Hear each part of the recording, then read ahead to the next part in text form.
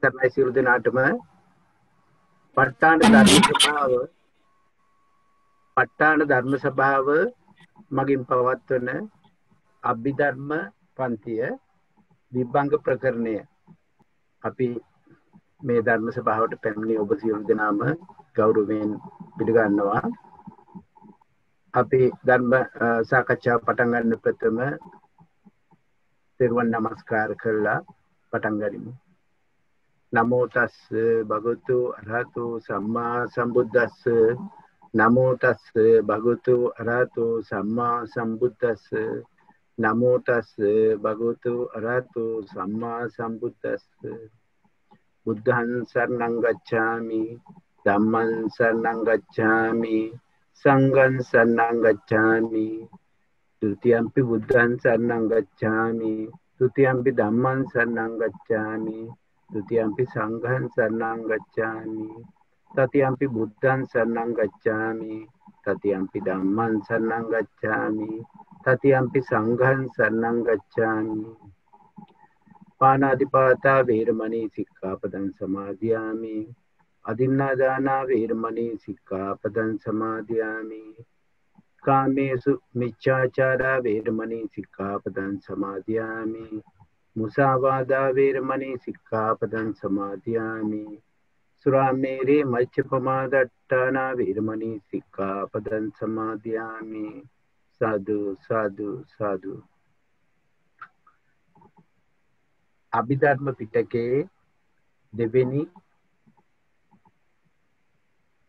ප්‍රකරණය වෙන විභංග ප්‍රකරණය. විභංග ප්‍රකරණය ඊටාම් ගැඹීර ප්‍රකරණයක්. අපි ඒ විභංග ප්‍රකරණයේ විභංග බොහෝ ගණක් සාකච්ඡා කරා. අද තියෙන්නේ කුද්දකවත්තු විභංගයේ අවසාන කොටස. කුද්දකවත්තු විභංගයෙන් ඉදිරියට යනකොට තියෙන්නේ ධම්මහදේ විභංගය. ධම්මහදේ විභංගයත් ඊටාම ගැඹීර විභංග දේශනාවක්. ඒ බුද්ධ ධර්මයේ ඊටාම ගැඹීර ස්ථාන ස්පර්ශ කරන්න අපිට මේ සාකච්ඡාවෙන් ලැබෙනවා. මේක ඊටාම භාග්‍යයක්. අපි සියලු දෙනාම ඒ කාරණයෙන් සම්පූර්ණ ප්‍රතිඵල ලබා ගන්න බලමු. මේක පන්තියක විෂය අනුබද්ධ සාකච්ඡාවක් ආකාරයට සලකන්න එපා. මේක අපි ධර්මයේ ප්‍රගුණ කරන අවස්ථාවක් ලෙස සලකන්න. දැන් බලන්න විභංග ප්‍රකරණයේදී අපි ප්‍රථමයෙන්ම ස්කන්ධ විභංගය, ඊළඟට ආයතන විභංගය, ධාතු විභංගය, සච්ඡ විභංගය, ඊට පස්සේ ඉන්ද්‍රිය විභංගය, පටිච්ච සමුප්පාද, මේ ධර්ම ස්වභාවය ගෙනහැර දක්වන්නේම මේ නාම රූප ධර්මයන් සත්ත්ව පුජ්‍යල භාවයෙන් තොර නාම රූප ස්කන්ධ කොටාසයක් ආකාරයෙන් දක්න ස්වභාවයයි. අපි දැක්කා ස්කන්ධ විභංගයේදී ඊටාම ගැඹීරව ඒ ස්කන්ධයන් තුනයි අභිධර්ම වාජනී ඊටාම බොහෝ වාර ගණක් දේශනා කළා තියෙනවා. ඒ වගේම සංඥා ස්කන්ධය, සංස්කාර ස්කන්ධය, විඥාන ස්කන්ධයත් ඒ ආකාරයෙන් දේශනා කළා තියෙනවා. ඊට පස්සේ ආයතන විභංගයේදී ඒ ධර්ම කොටාසම ආයතන වශයෙන් ද්වාදස ආයතන වශයෙන්, ඊට පස්සේ අට්ඨාරස ධාතු වශයෙන් මෙහිම බැලුවාම මේක ධර්ම ස්කන්ධයක් ගෙනහර දක්වන යම් කිසි එක පෙළට ගෙනද ධර්ම ස්වභාවයක් කියලා අපිට පේනවා. ඔගලට තේරෙයි බුද්ධකවත්තු විභංගයේ අවසානයේදී ධම්මහදේ විභංගයට ගියාම ධම්මහදේ විභංගය කියන්නේ අප සම්මා සම්බුදු වරයන් වහන්සේ සියලු ලෝකය අතැඹුලක්සේ දැක්කාය, අතැඹුලක්සේ අවබෝධ කරගත්තායි කියන කාරණේ. ඒ කියන්නේ මේ මුළු තුන් ලෝකයේම සකල ලෝක ධාතුවම අතේ තියෙන නෙල්ලි ගෙඩියක් හරවා බලනවාසේ සියලුම කාරණා ප්‍රත්‍යක්ෂ කොට අවබෝධ කොට දැක්වූ ස්වභාවය. ඉතින් ධම්මහදේ විභංගයේදී කරන්නේ මේ ස්කන්ධ ආයතන ධාතු ආදී මේ සියලුම ධර්ම එකිනෙක ගෙනහැරලා ඒ ධර්මවල පවතින ස්වභාවයන්, කාම ධාතුවේ පවතින ස්වභාවය, රූප ධාතුවේ පවතින ස්වභාවය, අරූප ධාතුවේ පවතින ස්වභාවය, අපරියප්පන්නේ පවතින ස්වභාවය. ඊට පස්සේ ඒ ධාතු වල උත්පත්ති ස්ථාන වශයෙන් උත්පත්තියේදී කෙසේද ස්කන්ධ වශයෙන් කීයද, ආයතන වශයෙන් කීයද, මේ ආකාරයට විභාග කරලා ඒ ධර්ම වල පරියාපන්න අපරියාපන්න භාවය බලනවා. මේ ආකාරයට දැක්කහම අපිට මේ ධර්මයේ පිළිබඳව ශ්‍රද්ධාවක් උපදින ස්ථානයක් තමයි ධම්මහදේ විභංගය. අපි බුද්ධත්ව විභංගයේ අපිට පෙනුණා ඒ ධර්මස්කන්ධ එකිනෙකට ගෙනහැර දක්වමින් කෙලෙස් වස්තුන් විවිධ ආකාරයෙන් දකින ස්වභාවය. අපි අද 9 වෙනි පරිච්ඡේදයට ඇවිල්ලා තියෙන්නේ. 9 වෙනි පරිච්ඡේදය කියන්නේ කෙලෙස් වස්තුන් 9 ආකාරයට දකින ස්වභාවය. මම මේ ධම්මහදේ විභංගය ගැන කතා කරේ. ධම්මහදේ විභංගයේ දකින්නකොටම අපිට ඒ කෙරෙහි පුදුම ධර්මයේ පිළිබඳව ශ්‍රද්ධාවක් උපදින ස්ථානයක්. ඒකයි ඒ කතා කරලා මේ උද්දෝගවත් විභංගයට නැවතත් ආවේ. මෙතන ඉවර කළා අපි යමු ධම්මහදේ විභංගයට. ඒ කෙලෙස් වස්තු අපි දකිනවා 9 ආකාරයෙන්. 9 ආකාරයෙන් දකිනකොට පළවෙනි එක තියෙන්නේ නව අගාත වස්තු කවරේදයක්.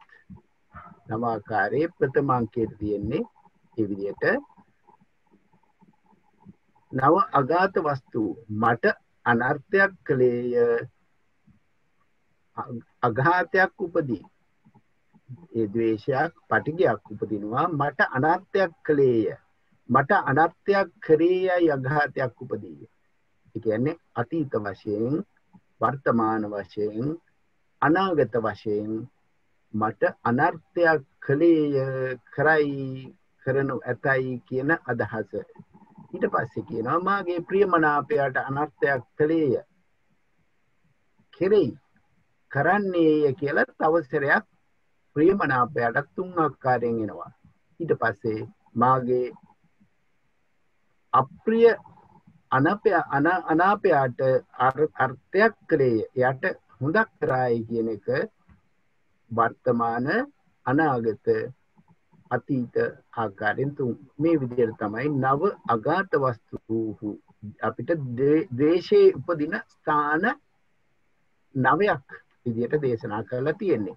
මේකට තව එකක් එකතු කරාම අස්ථාන පටිගය මේක දස ආකාර වෙනවා. දස අගාත වස්තු විදිහට කියනකොට ඒ අස්ථාන පටිගයත් එකතු කරනවා. ඊළඟට කියනවා එහි නව පුරුෂ මලයෝ කවරේදයක්. පුරුෂ මලය කියන්නේ මේ කෙලෙස් ඒ බැඳී පවතින ස්වභාවය. ක්‍රෝධය මකු බව මෙතන තියෙන්නේ ද්වේෂයත් එක්කලා එන ධර්මමයි. ක්‍රෝධය මකු බව, ඊර්ෂ්‍යාව, මාත්සරය, මායාව, ෂට බව, මුසාවාදය, පාපෙච්ඡතාවය සහ මිත්‍යා දිට්ඨිය, මේ කාරණා ටික පුරුෂ මලයෝ කියලා 9 ආකාරවලට දේශනා කරලා තියෙනවා. මේ ධර්මම වෙනත් ආකාර වලින් ඉස්සලා පරිච්ඡේදවලදී විස්තර කරා.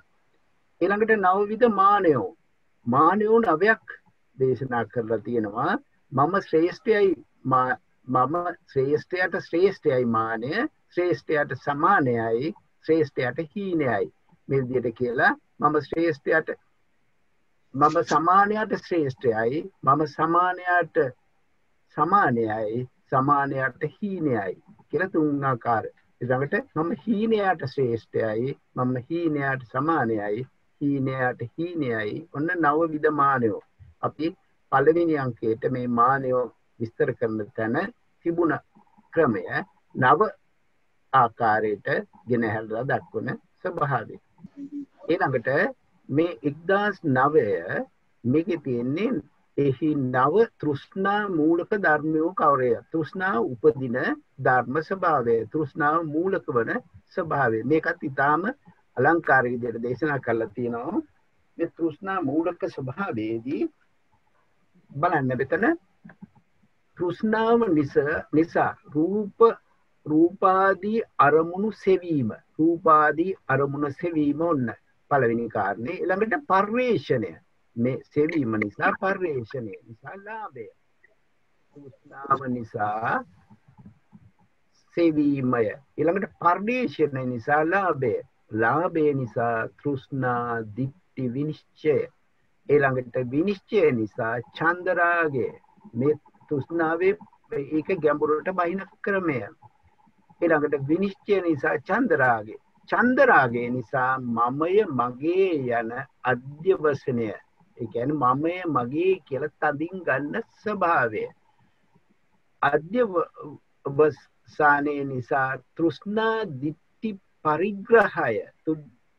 දිට්ඨි පරිග්‍රහය ආකාරයට මේ කෙලෙස් උපදින ආකාරය.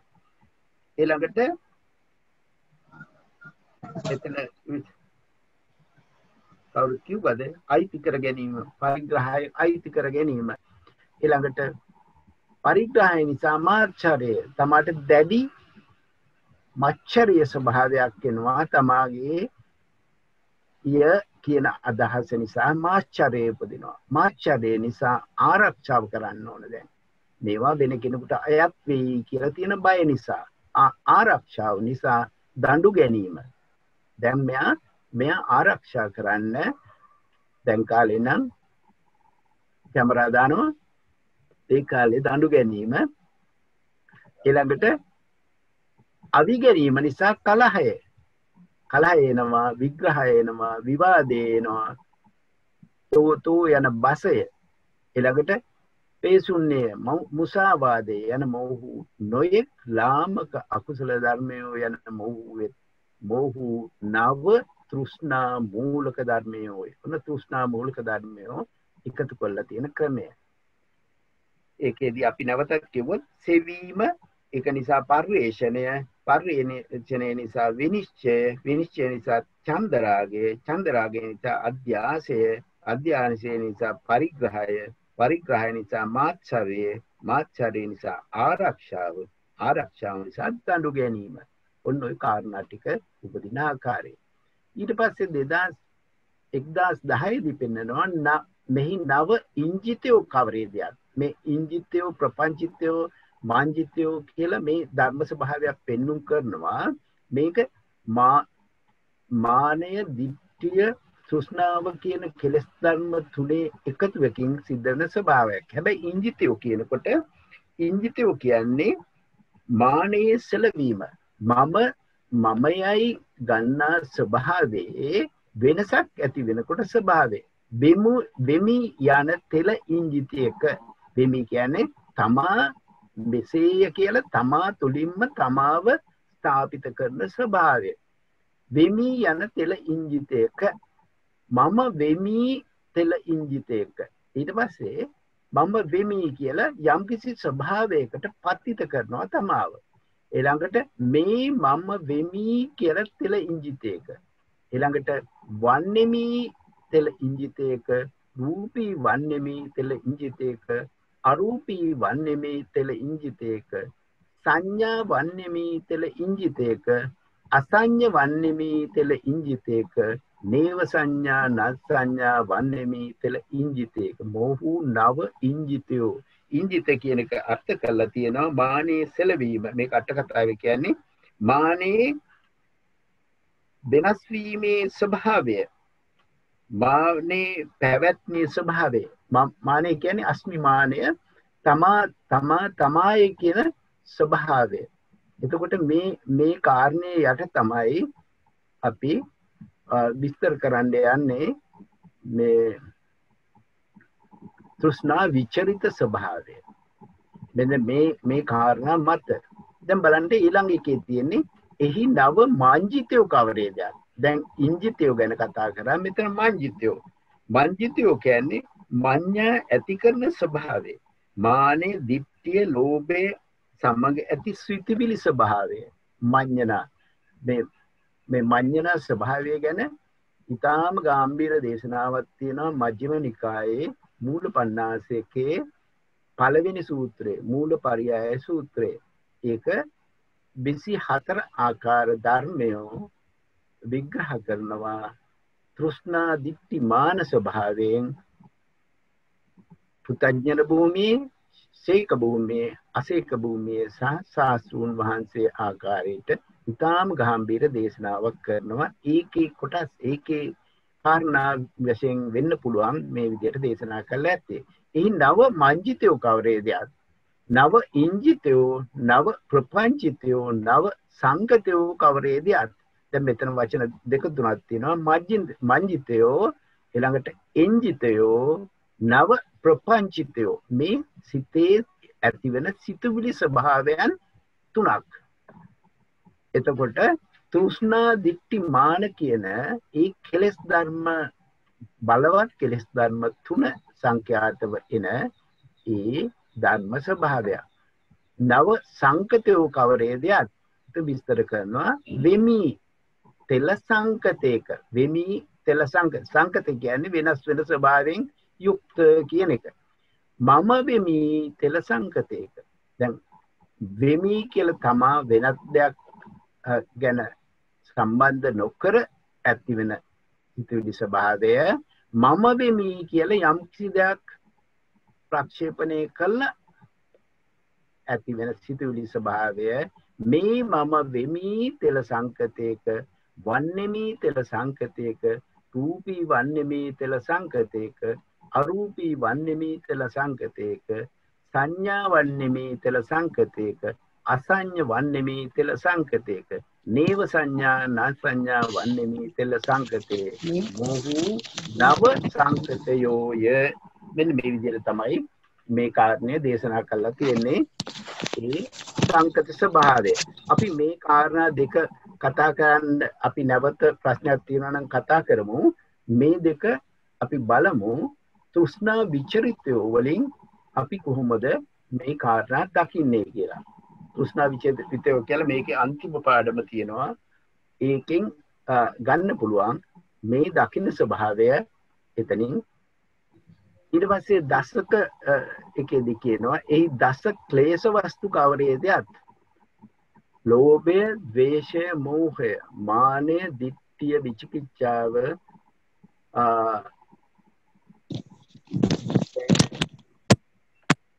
ඕදත්තය, තීනේ ඕදත්තය, අහිරිකය, අනොත්තප්පය, මොහු දස කෙලෙස් වස්තුයි කියලා කෙලෙස් වස්තු 10ක් විස්තර කරනවා. ඉස්සෙල්ලා කෙලෙස් වස්තු 8ක් විස්තර කරපු තැන දැන් කෙලෙස් වස්තු 10ක් විස්තර කරනවා. ඒකෙන් මෙතන අයින් කරලා තියෙන්නේ ඉස්සා මච්චරිය ඒ වගේ අර අකුසල චෛතසික 4ක් අයින් කරලා කෙලෙස් වස්තු 10කට ඇවිල්ලා තියෙනවා.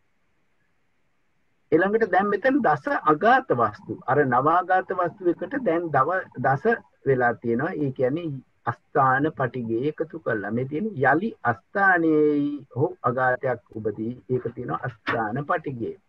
අර නවයට අස්ථාන පටිගේ එකතු කළා. මේ තියෙන්නේ අපි නවයක් විස්තර කරපු තැනට අස්ථාන පටිගේ. ඒ කියන්නේ අස්ථාන පටිගේ කියන්නේ තමා විසින් තමාටම දෝෂ කරන තරහා වෙන ස්වභාවය. කකුල ගල කැපුණොත් කකුල පුටුවක ඇඳ කැපුණොත් ඇති වෙන ඒ අගාත ස්වභාවය තමයි අස්ථාන පටිගේ. ඒක විවිධ විදිහට එන්න පුළුවන්. තමන්ට යම් කිසි දෙයක් හොයාගන්න බැරි වෙනකොට ඒ වගේ වෙනකොට තමා තුළ තමාටම ඇති වෙන තරහ ස්වභාවය.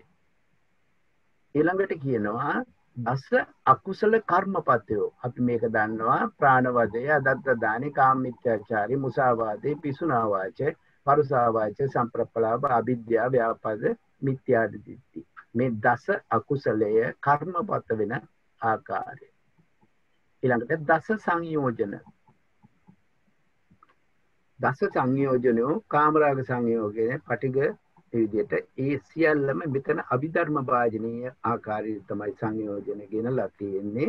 රූප රාග අරූප රාග කියලා නෑ, භව රාග කියලා තියෙන්නේ. ඊළඟට ඉස්සා මච්චරිය සංයෝජන දෙක ඇවිල්ලා තියෙනවා. අපි සුත්තාන්ත භාජනීය දස සංයෝජනයට වැඩිය මෙතන වෙනස් වෙලා තියෙන්නේ ඒ ආකාරයට. ඊළඟට තියෙනවා දස මිත්‍යාත්වයෝ කවරේදයක් මිත්‍යා දිට්ඨිය මිත්‍යා සංකල්පය මිත්‍යා වාචා ඒ කියන්නේ අර අපි ආර්ය අෂ්ටාංගික මාර්ගයේ ඉන ස්වභාවය මිත්‍යා වශයෙන් කරලා මිත්‍යා දිට්ඨිය මිත්‍යා සංකල්පය මිත්‍යා වචනය මිත්‍යා කර්මාන්තේ මිත්‍යා ආජීවය මිත්‍යා වායාම මිත්‍යා ස්මෘතිය මිත්‍යා සමාධි මිත්‍යා ඥාන මිත්‍යා විමුක්ති මිත්‍යා ඥාන මිත්‍යා විමුක්ති කියන දෙක එකතු කරලා තියෙනවා සම්මා සම්මා ඥාන සම්මා විමුක්ති කියන එකට මිත්‍යා ස්වභාවයෙන් මේ දස මිත්‍යාත්වය ප්‍රකාශ කරන්නේ මේ ආකාරයට. ඊළඟට 1017 කියන දස වස්තුක මිත්‍යා දිට්ඨිය කවරේද? දුන්දේ විපාක නැත මේ දස වස්තුක කම්මස්සගත ස්වභාවය. දුන්දේ විපාක නැත පුදන් ලද්දේ විපාක නැත නත්ති දින්නං නත්ති yittං නත්ති උතං සුකට දුක්ඛානං ආදී ඒ දස වස්තුක මිත්‍යා දිට්ඨිය තමයි මෙතන විස්තර කරන්නේ. මේ මෙලව නැත පරලෝ නැත මව් නැත පියා නැත ඕපාතිකයන් නැත මෙලව යම් කෙනෙක් මේ විදිහට ඒ සම්මගත සම්‍යක් ප්‍රතිපන්න වූ බ්‍රහ්මණ ශ්‍රමණ බ්‍රාහ්මණයන් කෙනෙක් නැතයි දස වස්තුක මිත්‍යා දිට්ඨිය මෙතනින් විස්තර කරනවා දස වස්තුක මිත්‍යා දිට්ඨිය ආකාරයට. ඊළඟට කියනවා දස වස්තුක අන්තග්‍රාහික දෘෂ්ටිය. දැන් අන්තර්ග්‍රාහික දෘෂ්ටිය කියන ලෝකයේ ශ්‍රාෂ්ඨවතයයි ලෝකයේ අශ්‍රාෂ්ඨවතයයි ලෝකයේ අනන්තවතයයි ලෝකයේ අන්තවතයයි. ඒම ජීවයේම ශරීරය ජීවයේ අනෙක සත්ත්වතමේ මරුණු මත වෙයි සත්ත්වතමේ මරුණු මත නොවේ මේ ආකාරයට මේ අන්තර්ග්‍රාහික දෘෂ්ටිය විස්තර කරනවා මේ දස වස්තුක. එතකොට ලෝකයේ ශ්‍රාෂ්ඨවත්යයි කියනකට අනිත් පැත්තට කියනවා අශ්‍රාෂ්ඨවත්ය. ලෝකයේ අන්තවත්ය කියනකට අනන්තවත්ය. ජීවයයි ශරීරයයි එකයි ජීවයයි ශරීරයයි අනිකයි. ඊළඟට සත්ත්වයේ මරණුන් මත වෙයි මරණුන් මත නොවේ. සත්ත්වයේ මරණුන් මත වන්නේ නොවන්නේ වේවයි. සත්ත්වයේ මරණුන් මත නොමවෙයි නොවන්නේ නොවේ. අර වාක්‍යයේම විරුද්ධ ස්වභාවය මේ දිට්ඨි ස්වභාවය පෙන්වනු කරන ආකාරය. මේ කුද්දක වත්වයේ අවසාන කොටසේ තියෙන්නේ දිට්ඨියම ප්‍රකට කරලා දිට්ඨියයි මානයයි තෘෂ්ණාවයි හතරම ප්‍රකට කරලා තමයි මේ ඊළඟට අටලොස් තෘෂ්ණා විචරිතයෝ විස්තර කරන්නේ. මම මේ ආකාරයේදී මෙතෙන්දී ස්ලයිඩ් එකක් තිබුණා දාලා මේ ශ්‍රීමති මහත්මියක ගන්න පුළුවන් වේද? ඒක තියෙන්නේ Zoom එකේ. මේක පේනවද? පේනවා සර්. ඒකේ මෙන්න මේ විදිහට තමයි තෘෂ්ණා විචරිතෝ විග්‍රහ කරනකොට මේක මම සංක්ෂේපයෙන් මේක පෙන්නලා අපි නැවත විග්‍රහයට යමු. මේ තෘෂ්ණා විචරිතෝ කියනකොට මොකක්ද මේ සිද්ධ වෙන්නේ? යම්කිසි පුජ්‍යලයක් පංචස්කන්ධේ එකට අරගෙන පංචස්කන්ධේම රූප වේදනා සංඥා සංකාර විඥාන කියන ඒ ධර්ම ස්වභාවය එකක් කියලා අරගෙන ඒ කියන්නේ මේක වෙන වෙනම තියෙන කොටාස නෙවෙයි එක පුජ්‍යලයක් මැවුන ස්වභාවය විදිහට අරගෙන රූපස්කන්ධේද වේදනාස්කන්ධේද සංඥාස්කන්ධේ සංස්කාරස්කන්ධේද විඥානස්කන්ධේද එකම ක්‍රම එකට අරගෙන ඉවරලා කියනවා වෙමි කියලා තෘෂ්ණාවට පැමිණෙනවා. ඒ කියන්නේ මේ මම වෙමි කියන ස්වභාවය.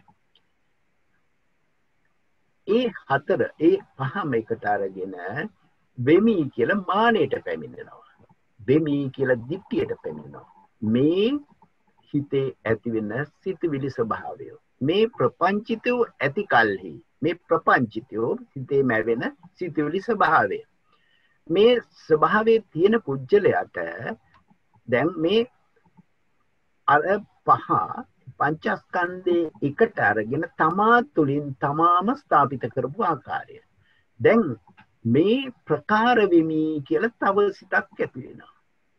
මේ ප්‍රකාර වෙමි කියන්නේ මේ ස්වභාවයෙන් යුක්ත යම් කිසි කෙනෙක් අපි තුන් බ්‍රාහ්මණයෙක් යම් කිසි වෙනත් එන පුජ්‍යලයක් දැකලා ඒ පුජ්‍යලයා ආකාරයට වෙමි කියලා මෙසේ වෙමි කියලා හිතනවා. මේ ප්‍රකාර වෙමි කියන්නේ යම් කෙනෙක් නොදැක්ක තමන්ම හිතලා මේ මෙසේ වෙමි කියන්නේ තමන් ළඟට එන පුජ්‍යලයාගේ ස්වභාවය දැකලා මම මෙසේ වෙමි කියලා කල්පනා කරනවා. ඊට පස්සේ ඒ ළඟට හිතනවා නෑ එහෙම නෙවෙයි අන් ප්‍රකාර වෙමි කියලා මෙයා ප්‍රපංචිතව ඇති වෙනවා. ඒ කියන්නේ සිතේ ඇති වෙන සිතුවිලි ස්වභාවය. මේක ඊටාම ගැඹුරු ස්ථානයක්. අපි සියලු දෙනාටම වෙන සිද්ධියක්. අපි යම් කිසි කෙනෙක් අපි මම මගේ ස්වභාවය ඉස්සෙල්ලා ස්ථාපිත කරගෙන ඉන්නේ. හැබැයි මට වෙන කෙනෙක් දැක්කාම මගේ ස්වභාවය වෙනස් වෙනවා. මට මෙහෙම වුණා නම් හොඳයි කියලා. අන්න ඒ වගේ සිතුවිලි ස්වභාවයක් තමයි මේ ප්‍රපංචිතය. අන් ප්‍රකාර වෙමි යයි ප්‍රපංචිතව ඇති වේ. දැන් මේ අටලොස් තෘෂ්ණා විචරිතෝ ප්‍රභේද වෙන්නේ මෙන්න මේ කාරණය මත. කියන්නේ පංචස්කන්ධය එකට අරගෙන පංචස්කන්ධයම වෙමි කියන ස්වභාවය නිසාමයි මේක සිද්ධ වෙන්නේ. ඔන්න ඒකේ පළවෙනි එක. මම වෙමි. මේ ප්‍රකාර වෙමි. ඊට පස්සේ මෙසේ වෙමි අන් ප්‍රකාර වෙමි. මම වෙමි කියලා තිබුණ ස්වභාවය ප්‍රකාර වෙමි කියලා මම එක වෙනස් විදිහට හරගත්ත ප්‍රපංචිතය. ඊට පස්සේ මෙසේ වෙමි වෙනත් පුජ්‍යලයක් දැක්කනම් ඒ පුජ්‍යලයා ආකාරයට වෙමි කියලා හිතුවා. නෑ ඒක නෙවෙයි අන් ප්‍රකාර වෙමි කියලා දැන් කල්පනා කරා. මේ සිත ඇතුලේ වෙන ප්‍රපංචික ස්වභාවය. ඊට පස්සේ දැන් යා වන්නේමි කියලා දැන් කල්පනා කරනවා. මේ ස්වභාවය දැන් ප්‍රාර්ථනා සහගතව වන්නේමි. මේ ප්‍රකාර වන්නේමි. මෙසේ වන්නේමි අන් ප්‍රකාර වන්නේමි. දැන් මේ අයිසරයක් එයාගේ සිත තුළ ඇතිවන ස්වභාවය. ඊට පස්සේ කියනවා ශාස්ත්‍රතයමි. ශාස්ත්‍රත කියන්නේ මේ විදිහටම පවතිමි කියලා. ඒක වෙනස් නොවි ඒ ආකාරයෙන්ම ආත්ම භාව සංඛ්‍යාතම එක පවත්වමි. අශාස්ත්‍රත වෙමි. නෑ මම එහෙම පවත්වන්නේ නැහැ. ඒක වෙනස් වෙනවා. අශාස්ත්‍රතයි. ඊට පස්සේ මේ ප්‍රපංචිතය ඇති කල්හි ඊළඟට තියෙන වන්නෙම් දෝහෝයි වෙමි. දැන් මෙයාට සැකයක් තියෙනවා. අපි ඉස්සෙල්ලා දැකපු ස්වභාවයට වෙනවද වෙන එක හොඳයිද නැද්ද? වන්නෙම් දෝහෝයි වෙයි. මේ ප්‍රකාර වන්නෙම් දෝහෝයි වෙයි. මෙසේ වන්නෙම් දෝහෝයි වෙයි. අන් ප්‍රකාර වන්නෙම් දෝහෝයි වෙයි. දැන් එයා ළඟ සිතේම ඇති වෙනවා සැකයක්. එහෙම වෙනවද නැද්ද කියන ඒ සැක ස්වභාවය. ඊළඟට ප්‍රාර්ථනා සහගතව කියනවා වන්නේ නම් වැනවි. දැන් ඒ ඔක්කොගෙම වන්නේ නම් මැනවි. මේ ප්‍රකාර වන්නේ නම් මැනවි. මෙසේ වන්නේ නම් මැනවි. අන් ප්‍රකාර වන්නේ නම් මැනවි. මෙන්න මේ සිතුවිලි ස්වභාවයේ සිතේ ඇති වෙන ටික ගොනු කරලා කියනවා තෘෂ්ණා විචලිතෝ 18කට. 18කට විග්‍රහ කරලා මේක ආධ්‍යාත්මික පංචස්කන්ධය පිළිබඳව ඒ 18 ඇති වෙනවා. බාහිර පංචස්කන්ධයක් සහගතවත් මේ ආකාරයටම තමන්ගේ සිතේ ඇති වෙන්න පුළුවන් ස්වභාවය බාහිර පංචස්කන්ධයේ සංකාත 18යි. ඊට පස්සේ ඒ දෙකේම එකතුව 36යි. ඊට පස්සේ ඒක අතීතයේ මේ විදිහටම සිදුවෙන ස්වභාවය තියෙනවා. අනාගතයේ මෙහෙම තියෙන ස්වභාවය තියෙනවා. වර්තමානයේ දැන් මේ විදිහට සිද්ධ වෙනවා. ඒකට සියල්ල තෘෂ්ණා විචලිතෝ 108ක් වන්නේ මේ ආකාරයට. මම මේක ඉස්සෙල්ලා සරලව මේ ටික එකතු කරලා අපි දැන් දේශනාවට යමු. එතකොට මේකේ දැන් මේක වෙන්නේ මෙහෙමයි. බ්‍රාහ්මණයෙකු දැක මෙසේ වෙමි කියලා හිතනවා. බ්‍රාහ්මණයෙකු දැක, බ්‍රාහ්මණයෙක් කියන්නේ වෙනත් පුජ්‍යලයෙක්. තමන්ගේ ඉදිරියට පැමිණෙන පුජ්‍යලයෙක්. බ්‍රාහ්මණයෙකු දැක අන් ප්‍රකාර වෙමි ප්‍රපංචිතය ඇති වේ. එතකොට බ්‍රාහ්මණයෝ නොදැක තමයි මේ ප්‍රකාර වෙමි කියලා හිතුවේ. මෙසේ වෙමි කියන්නේ වෙනත් පුජ්‍යලයෙකුගේ ස්වභාවය තමන් අරගෙන. ඔන්න ඕක තමයි මේකේ සාරාංශගත තෘෂ්ණා විචරිතයන්ගේ ස්වභාවය. අපි මේකෙන් එළියට ගිහිල්ලා අපි බලමු. දැන් මේක තමයි ඒ දේශනාවේ සාරාංශය අපි කතා කරේ දේශනාවේ ස්වභාවය ආධ්‍යාත්මික පංචස්කන්ධය නිසා පවත්නා අටලොස් තෘෂ්ණා විචරිතෝ කවරේදයත් මම වෙමි තෘෂ්ණාවෙයි මේ ප්‍රකාර වෙමි තෘෂ්ණාවෙයි මෙසේ වෙමි තෘෂ්ණාවෙයි අන් ප්‍රකාර වෙමි තෘෂ්ණාවෙයි ඊළඟට මම වෙමි වන්නෙමි තෘෂ්ණාවෙයි මේ ප්‍රකාර වන්නෙමි මෙසේ වන්නෙමි අන් ප්‍රකාර වන්නෙමි වෙයි ශාස්වතේමි අශාස්වතේමි වන්නෙම් දෝ හොයි වෙයි මේ ප්‍රකාර වන්නෙම් දෝ හොයි වෙයි මෙසේ වන්නෙම් දෝ හොයි වෙයි අන් ප්‍රකාර වන්නෙම් දෝ හොයි වෙයි වන්නේ නම් මැනවි මේ ප්‍රකාර වන්නේ නම් මැනවි මෙසේ වන්නේ නම් මැනවි අන් ප්‍රකාර වන්නේ නම් මැනවි ඔන්න ඔය ප්‍රාර්ථනාවක් ඇති වුණා දැන් මේක විස්තර කරනවා ඊළඟට කීසෙයින් වෙමිද වේදයත් දැන් වෙමි කියන ස්වභාවයේ ඇයි කොහොමද ප්‍රපංචිතව ඇති උනේ කිසි දහමක් රූපය වේදනාව සංඥාව සංස්කාරයන් විඥාණය නොවෙන් කොටගෙන එකට එක ඝණයක් කරගෙන ඝන ස්වභාවයෙන් යුක්තව මම වෙමි තෘෂ්ණාවට පැමිණේ මම වෙමි මානෙට පැමිණේ මම වෙමි දෘෂ්ටියට පැමිණේ ඒ තුන් ප්‍රපංචයන් ඇති කල්හි මේ ප්‍රකාර වෙමි මෙසේ වෙමි අන් ප්‍රකාර වෙමි ප්‍රපංචිතෝ වෙති දැන් අපි ඒ කාරණේ අපි සාරාංශව කිව්වා මේ ඝන ස්වභාවයෙන් පංචස්කන්ධයේ ඝන ස්වභාවයෙන් එන සිතුවිලි මාත්‍රයක් දැන් ඊළඟට කියනවා කීසෙයින් මේ ප්‍රකාර වෙමීද වේදයත් ශක්තියෙක් වෙමි බ්‍රාහ්මණයෙක් වෙමි වෛශ්‍යයෙක් වෙමි සූත්‍රයෙක් වෙමි ගෘහස්ථයෙක් වෙමි ප්‍රවෘජිතයෙක් වෙමි දිව්‍යයෙක් වෙමි මනුෂ්‍යයෙක් වෙමි රූපේ අරූපේ වෙමි මෙන්න මේ ආකාරයට එයා විසින් එයාම කල්පනා කරන ආකාරය ඊළඟට කීසෙයින් මෙසේ වෙමි වේදයත් දැන් මෙසේ වෙමි පරපුඟුලෙක් පිනිස යම්සේ හිතම ශක්තියෙක් වේනම් තමන්ගේ ඉදිරියට එන පරපුජ්‍යලයා ශක්තියෙක් වේනම් ඒසෙන් මම ශක්තියෙක් කෙමි යම්සේ හිතම බ්‍රාහ්මණයෙක් වේනම් මම බ්‍රාහ්මණයෙක් කෙමි යම්සේ හිතම වෛශ්‍යෙක් වේනම් මම වෛශ්‍යෙක් කෙමි මෙසේ හිතම ශූද්‍රයෙක් වේනම් මම ශූද්‍රයෙක් වෙමි මෙසේ හිතම ගෘහස්ථයෙක් වේනම් මෙන්න මේ ආකාරයට විස්තර කරනවා ඉදිරියට පැමිණෙන පුජ්‍යලයාගේ ස්වභාවය තමන් ගන්න ආකාරය. හිතම රූපී නම් රූපී වෙමි.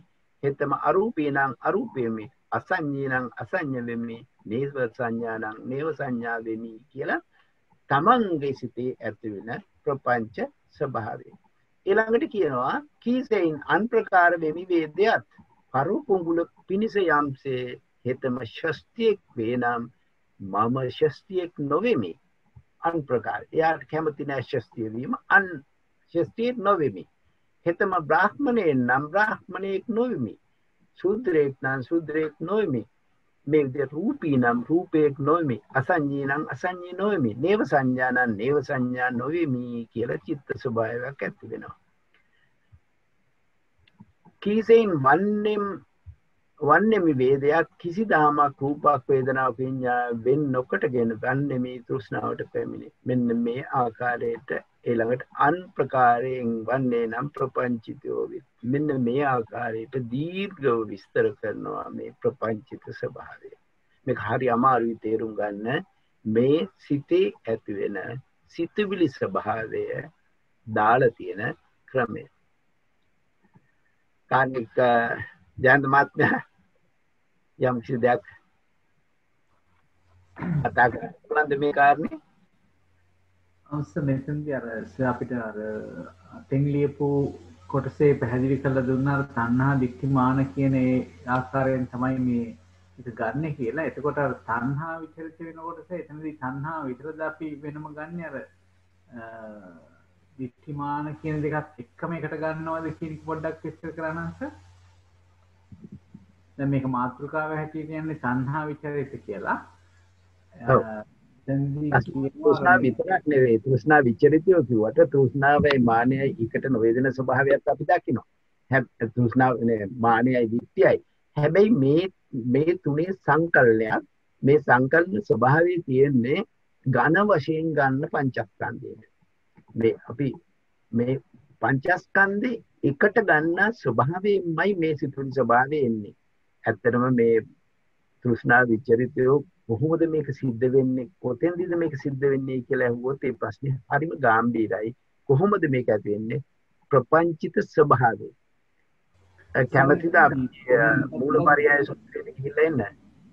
සමාවෙන්න එතන මානෙන් ගත්තත් දිට්ඨියෙන් ගත්තත් ඇත්තටම තණ්හාවෙම කොටස් කරන්නේ.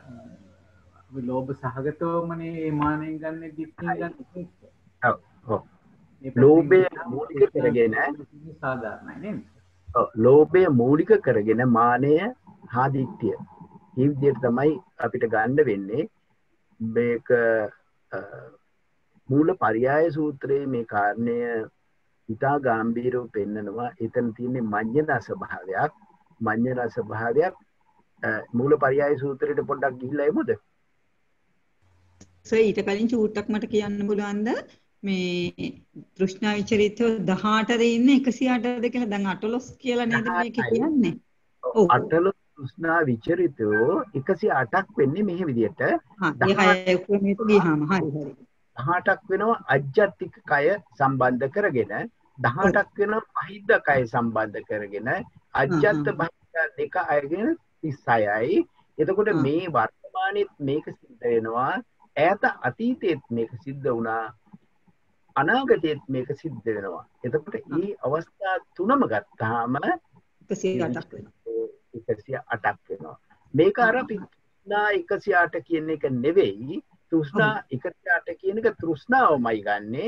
ඒක කාම තණ්හා, භව තණ්හා, විභව තණ්හා කියන තුන අරගෙන්නේ කරන්නේ. ඒ කාම තණ්හා, භව තණ්හා, විභව තණ්හා මූලික කරගෙන තමයි එතන 108 හැදෙන්නේ.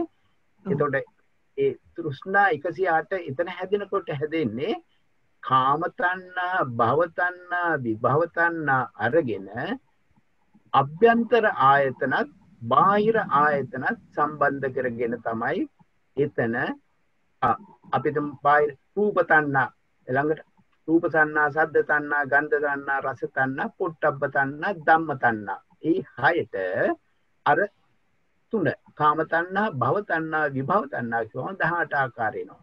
ඊට පස්සේ 18 ආකාර අජිත කය, බහිද්ධ කය අරගෙන අතීත අනාගත වර්තමාන විදියට ඒ තෘෂ්ණාව 108ක් වෙන විදිහට පෙන්නනවා. එහෙනම් අපි සමාවෙන්න පොඩි ප්‍රශ්නයක් අහන්නද? මේ දැන් මෙතනදී ප්‍රපංච ස්වභාවය තණ්හා විචරිතයාගේ එන ප්‍රපංච ස්වභාවය තමයි මේ විස්තර කරලා තියෙන්නේ. එහෙම නේද සර්? නැත්නම් ප්‍රපංච කියන්නේ බලාර්ථය නෙමෙයි, තණ්හා විචරිතයාගේ එන ප්‍රපංච ස්වභාවය තමයි මේ විස්තර කරලා තියෙන්නේ. එහෙම නේද සර්? අන්න හරි. තෘෂ්ණා විචරිතය ඒ කියන්නේ මේ තෘෂ්ණාවට පාදකව ඇතිවෙන ප්‍රපංච ස්වභාවය. ප්‍රපංච ස්වභාවය කියන්නේ සිතේ ඇතිවෙන සිතුවිලි ස්වභාවය. විකෘති සිතුවිලි ස්වභාවයක්. මේ විකෘති සිතුවිලි ස්වභාවය වර්ණනා කරනවා මේ පංචස්කන්ධේ එකට අරගෙන තමන්ව අපිට කියනවනේ ආත්ම ස්වરૂපේ නැත්නම් මම කියන ස්වરૂපයක් අපි ඇති කරගෙන තියෙනවා. මමයි කියලා ස්ථාපිත කරගෙන තියෙනවා. මමත් මේ ලෝකයේ කෙනෙක් ඉන්නවායි කියන මම කියන ස්වභාවයක් අරගෙන තියෙනවා. ඒ ස්වභාවයට මොකද වෙන්නේ? මේ තෘෂ්ණා, දිට්ඨි, මාන කියන තුන නිසා ඇති වෙන ස්වභාවය කියලා මෙතන විස්තර කරන්නේ. එතන තෘෂ්ණාවට වඩා මානය නේද ටිකක් වැඩි කැපිලා ගැඹුරු විදිහට දකින්නේ. ඒ අවස්ථාවේ හැටියට මානය ප්‍රකට වෙන අවස්ථා තියෙනවා, දිට්ඨිය ප්‍රකට වෙන අවස්ථා තියෙනවා. හැබැයි තෘෂ්ණාව පාදක කරගෙන තමයි මේ ධර්මතා දෙකම ඉන්න පුළුවන්. තෘෂ්ණාව නිසාමයි මානෙ තියෙන්නේ, තෘෂ්ණාව නිසාමයි දිට්ඨිය තියෙන්නේ. මේ ඒ තුනේ සංකල්ප ස්වභාවයක් තමයි මෙතන පෙන්වුම් කරන්නේ. මෙන්න මේ කාරණේ නිසා තමයි මම මූලපරයය සූත්‍රය ගැන පොඩි සඳහනක් කරේ. ජයන්ත මහත්තයා මූලපරයය සූත්‍රයේදී සත්කාය ධර්ම 24ක් දේශනා කරලා තියෙනවා. සත්කාය ධර්ම 24 දේශනා කරලා තියෙන්නේ පඨවිය, ආපෝ, තේජෝ, වායෝ. ඉතින් පටන් අරන් අවසාන ධර්මතාවයේ ඉන්නේ 24 වෙනි ධර්මයේ තිට්ඨ ධම්ම නිබ්බාන නිර්වාණය. ඒ සියලුම ධර්ම මමය, මගේ ආත්මයයි කොට ගැනීමේ ස්වභාවය නිසා මඤ්ඤණා ස්වභාවයක් ඇති වෙනවා. සිතේ ඇති වෙන පිකුත්ති සිතවිලි ස්වභාවයක්. ඒ ස්වභාවය ඒ සූත්‍රයේදී ඊටාම අලංකාරව, ඊටාම ගැඹීරව දේශනා කරනවා. පුත්තග්ජනෙකුන්නේ කොහොමද ඇති වෙන්නේ ඒක? ශේක භූමියේ ඉන්න පුජ්‍යලෙකුන්නේ ඇති වෙන්නේ කොහොමද? ශේක භූමියේ පුජ්‍යලෙකුට දික්ටි වලින් මඤ්ඤණ ඇති වෙන්න බෑ. ශේක භූමියේ ඇති වෙන්නේ ලෝභය සහ මානෙ එක්කලා. ඊළඟට අශේක භූමියේදී. අශේක භූමියේදී ඒ මඤ්ඤණ ඇති වෙන්න බෑ. ඒ මඤ්ඤණ ඇති නොවන ස්වභාවයෙන් එයා සීනාස්ත්‍රව භාවයට ගියපු හැටි. ඊළඟට පරිච්ඡේද දෙකක් ඒකේ විස්තර කරනවා. ශාස්ත්‍රූන් වහන්සේ කියලා. ශාස්ත්‍රූන් වහන්සේගේ මට ගේන්න පුළුවන් පොඩි වෙලාවක් තිබුණොත් මම ඒ කාරණේට ගිහිල්ලා එන්න පුළුවන්. ඒක මම හිතන්නේ දීර්ඝ වැඩි වෙන්න ඇති. අපි එහෙනම් මේක දැනට වෙන පුනරි ප්‍රශ්න තියනවද මේ කාරණේ? ප්‍රපංච මඤ්ඤ කරන එක ඉන්ද්‍රිය ඒ වචන ටිකක් විස්තර කරන්න පුළුවන් සර්?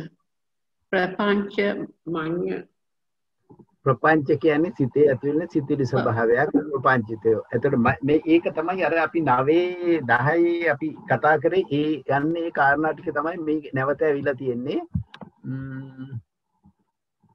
මම මේකෙන් අයින් වෙන්නම්. සර් මම හිතන්නේ අපි හුඟක් වෙලාවට මේ හම්බෙන දෙයක් තමයි බුදුරජාණන් වහන්සේ තංකින් මඤ්ඤ සිදික්කවේ කියලා අහනවා. එතකොට එතනදී මහණෙනි කෙසේ හංගීද කියලා අහනවා. ඒ කියන්නේ කොහොමද හිතාගෙන ඉන්නේ කියන එක.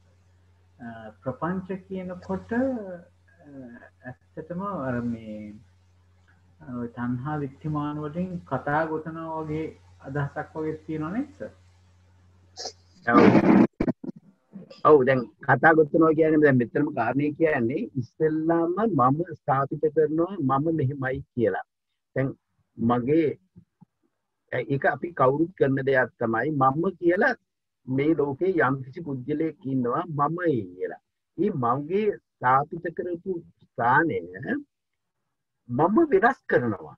මම විසින්ම මම වෙනස් කරනවා.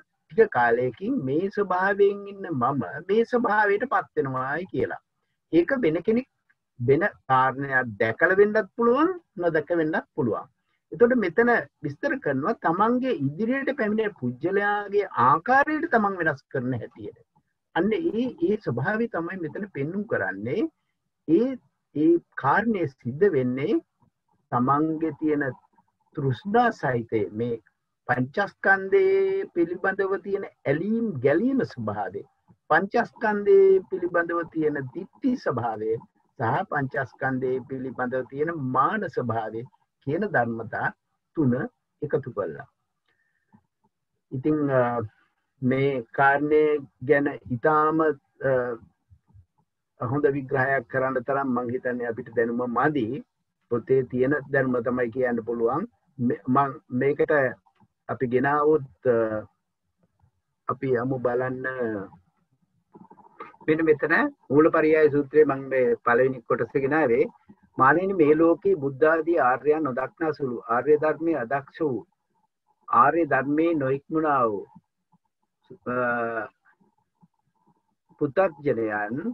පුතග්ජන තෙමේ පටවිය වශයෙන් තණ්හා මාන දිට්ඨි මඤ්ඤණාවෙන් සංඥා විපර්යාස වශයෙන් හඳුනයි.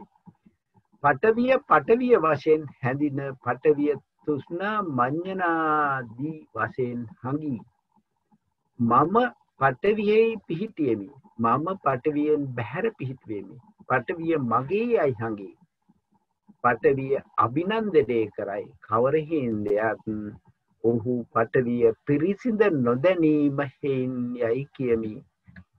ඊළඟට මේ විදිහටම ආපෝ කියන ධර්මතාව, තේජෝ කියන ධර්මතාවය මේ විදිහට ධර්මතා 24ක් යනකල් මේ සංඥා විපර්යාසය, මේ තණ්හා මාඤ්ඤනාදී වශයෙන් හඟි.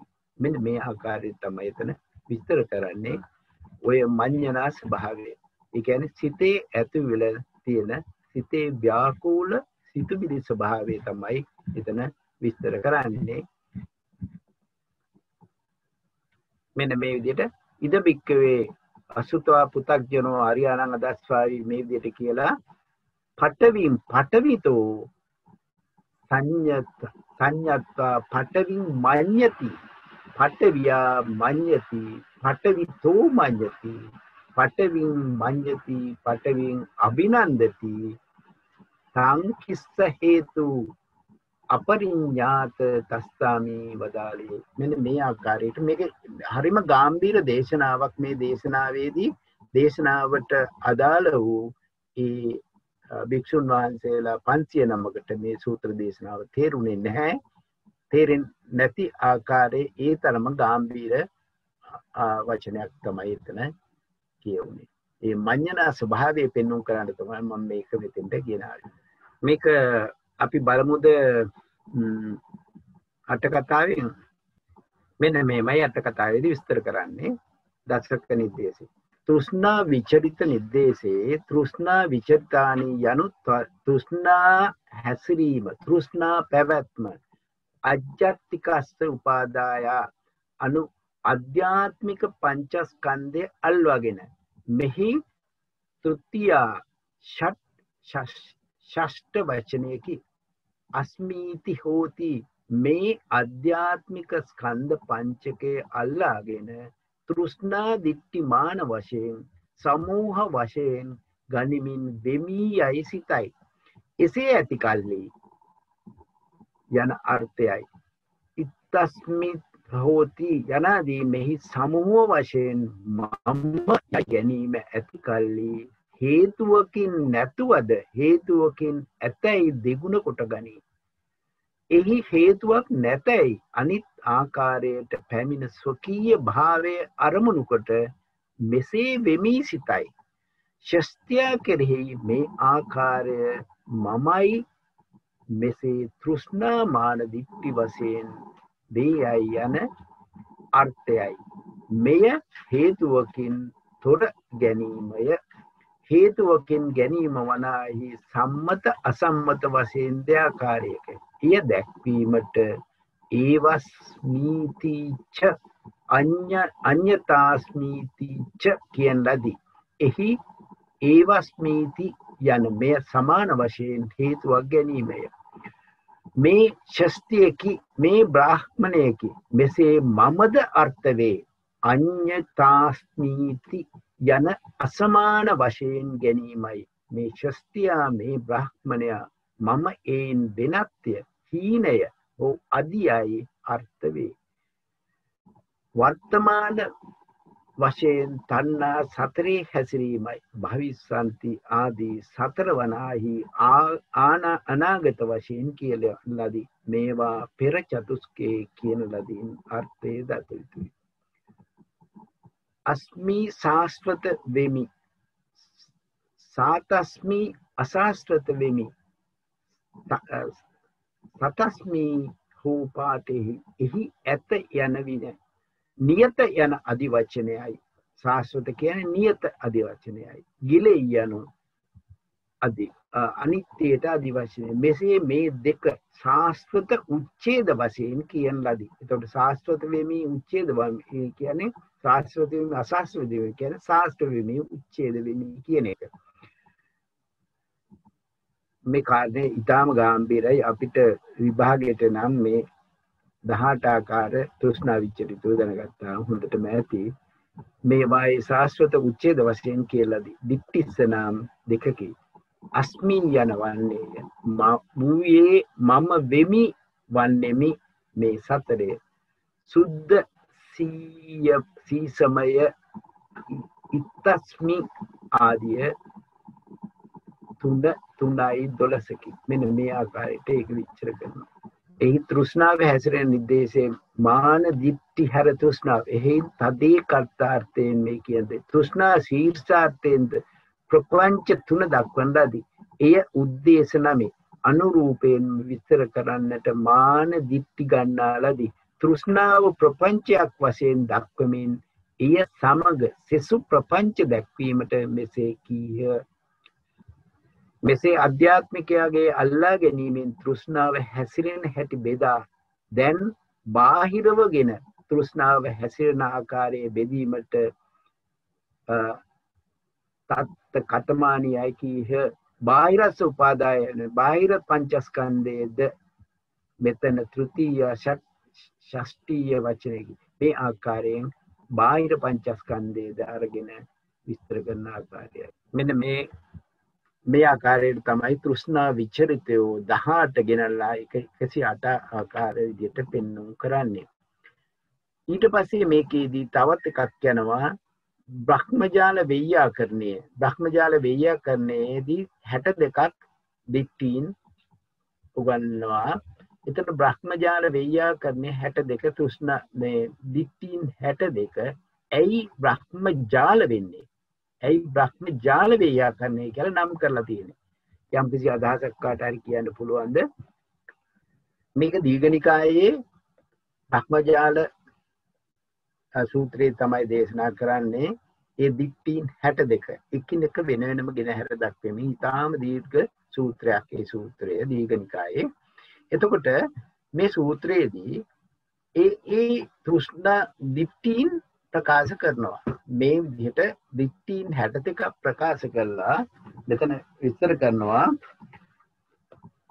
අපි ගියොත් එහෙම මෙතන අවසානයේ තියෙන තත්ත කතමානි.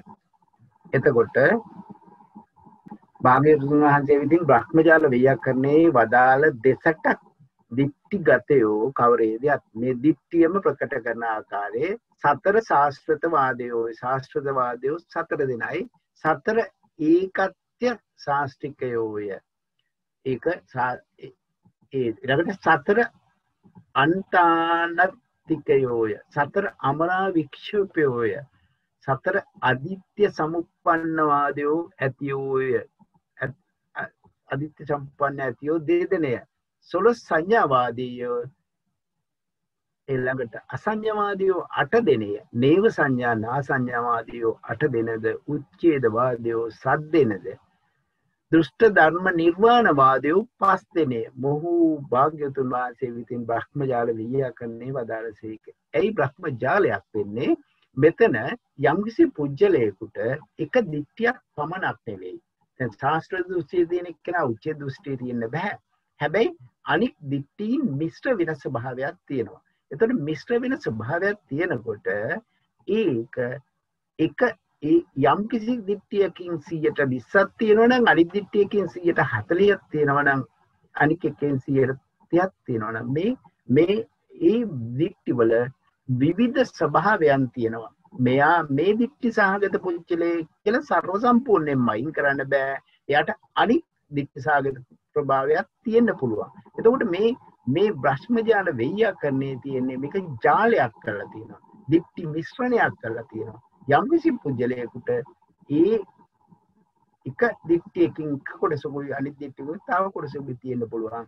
අන්න ඒ විදිහට මේක ජාලයක් වෙලා තියෙන්නේ. ඒ ආකාරයට. එතකොට උච්ඡේදවාදීෝ 7 දෙනයි අනිත් සියලු දෙනාම ශාස්ත්‍රවාදීන් විදියට විස්තර කරනවා. උච්ඡේදවාදීන් 7 දෙනා.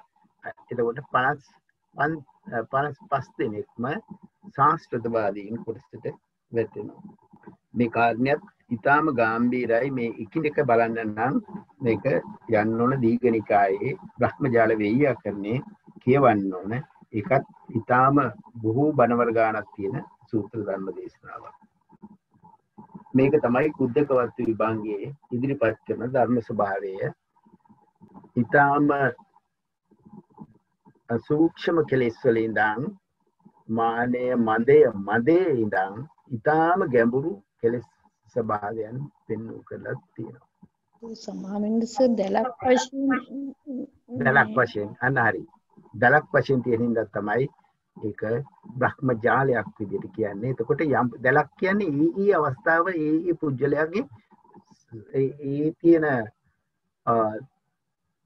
ඒ දිට්ඨි ස්වභාවයේ මිශ්‍ර ස්වභාවයක් නිසා.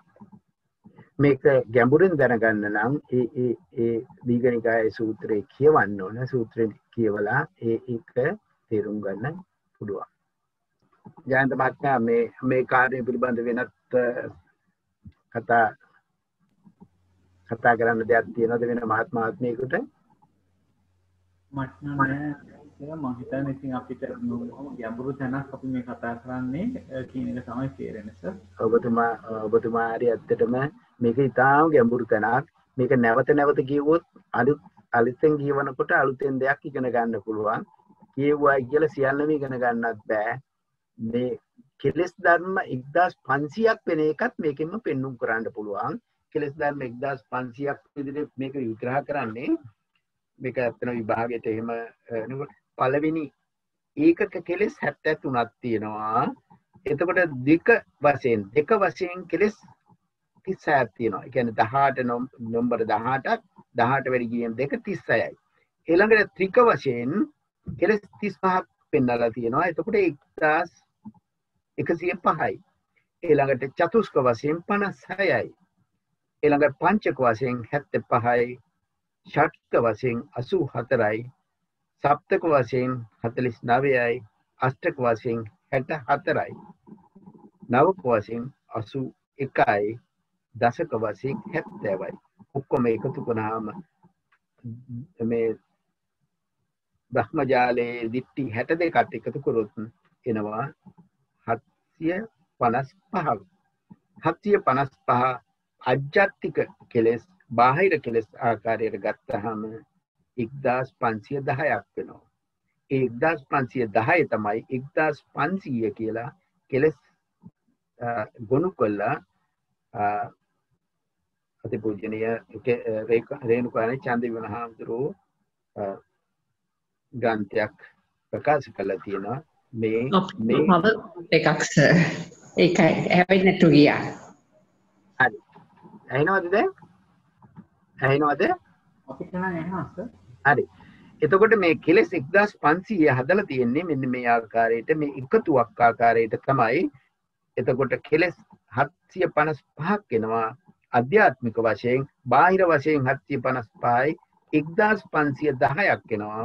එතකොට 1510 තමයි කෙලෙස් 1500 විදියට විභාග කරලා තියෙන්නේ. එතකොට මේ ආකාරයට තමයි කුද්දක වස්තු විභාගයේදී කෙලෙස් විභාග කරලා තියෙන ආකාරය. මට මිනිත්තු 5ක් දෙන්න. අපි එමනම් කෙලෙස් 1500 නැවත කියනවද සර්? ඒ හරිය ඇහුන්නේ නැහැ සර්. 1500 හැදිලා තියෙන්නේ මේ ඒකක වස්තු ඒකක කෙලෙස් විදියට 73යි. ද්වික වශයෙන් 36යි. දෙක ගානේ ආම් 36යි. තුන ගානේ එකතු කරාම 105යි. හතර ගානේ 56යි. පහ ගානේ 75යි. හය ගානේ 84යි. හත ගානේ 49යි. අට ගානේ අෂ්ටක විදිහට 64යි. නවක වශයෙන් 81යි. දශක වශයෙන් 70යි. ඊළඟට බ්‍රහ්මජාල ව්‍යාකරණේ දිට්ටි 62යි එකතු වුණාම 755ක් වෙනවා. 755 අජ්ජත්තික 755යි බාහිර 755යි ගත්තොත් 1510ක් වෙනවා. 1510 තමයි 1500 ආකාරයට මේ දේශනා කරලා තියෙන්නේ.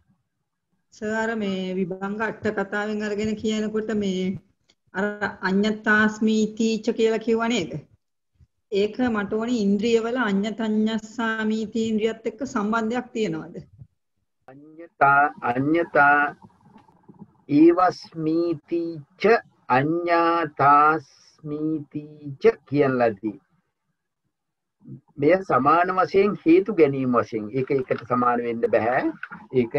ඒක සමාන වශයෙන් හේතු ගැනීම වශයෙන් කියලා තමයි කියලා තියෙන්නේ. මේ දෙක අතර සම්බන්ධයක් තියෙන්න බෑ. එතකොට දැන් අපි මේ තෘෂ්ණා විචරිතයන් වලින් ඉදිරියට අපි ගියොත් ඊළඟට තියෙන්නේ ධම්මාදේ විභංගය.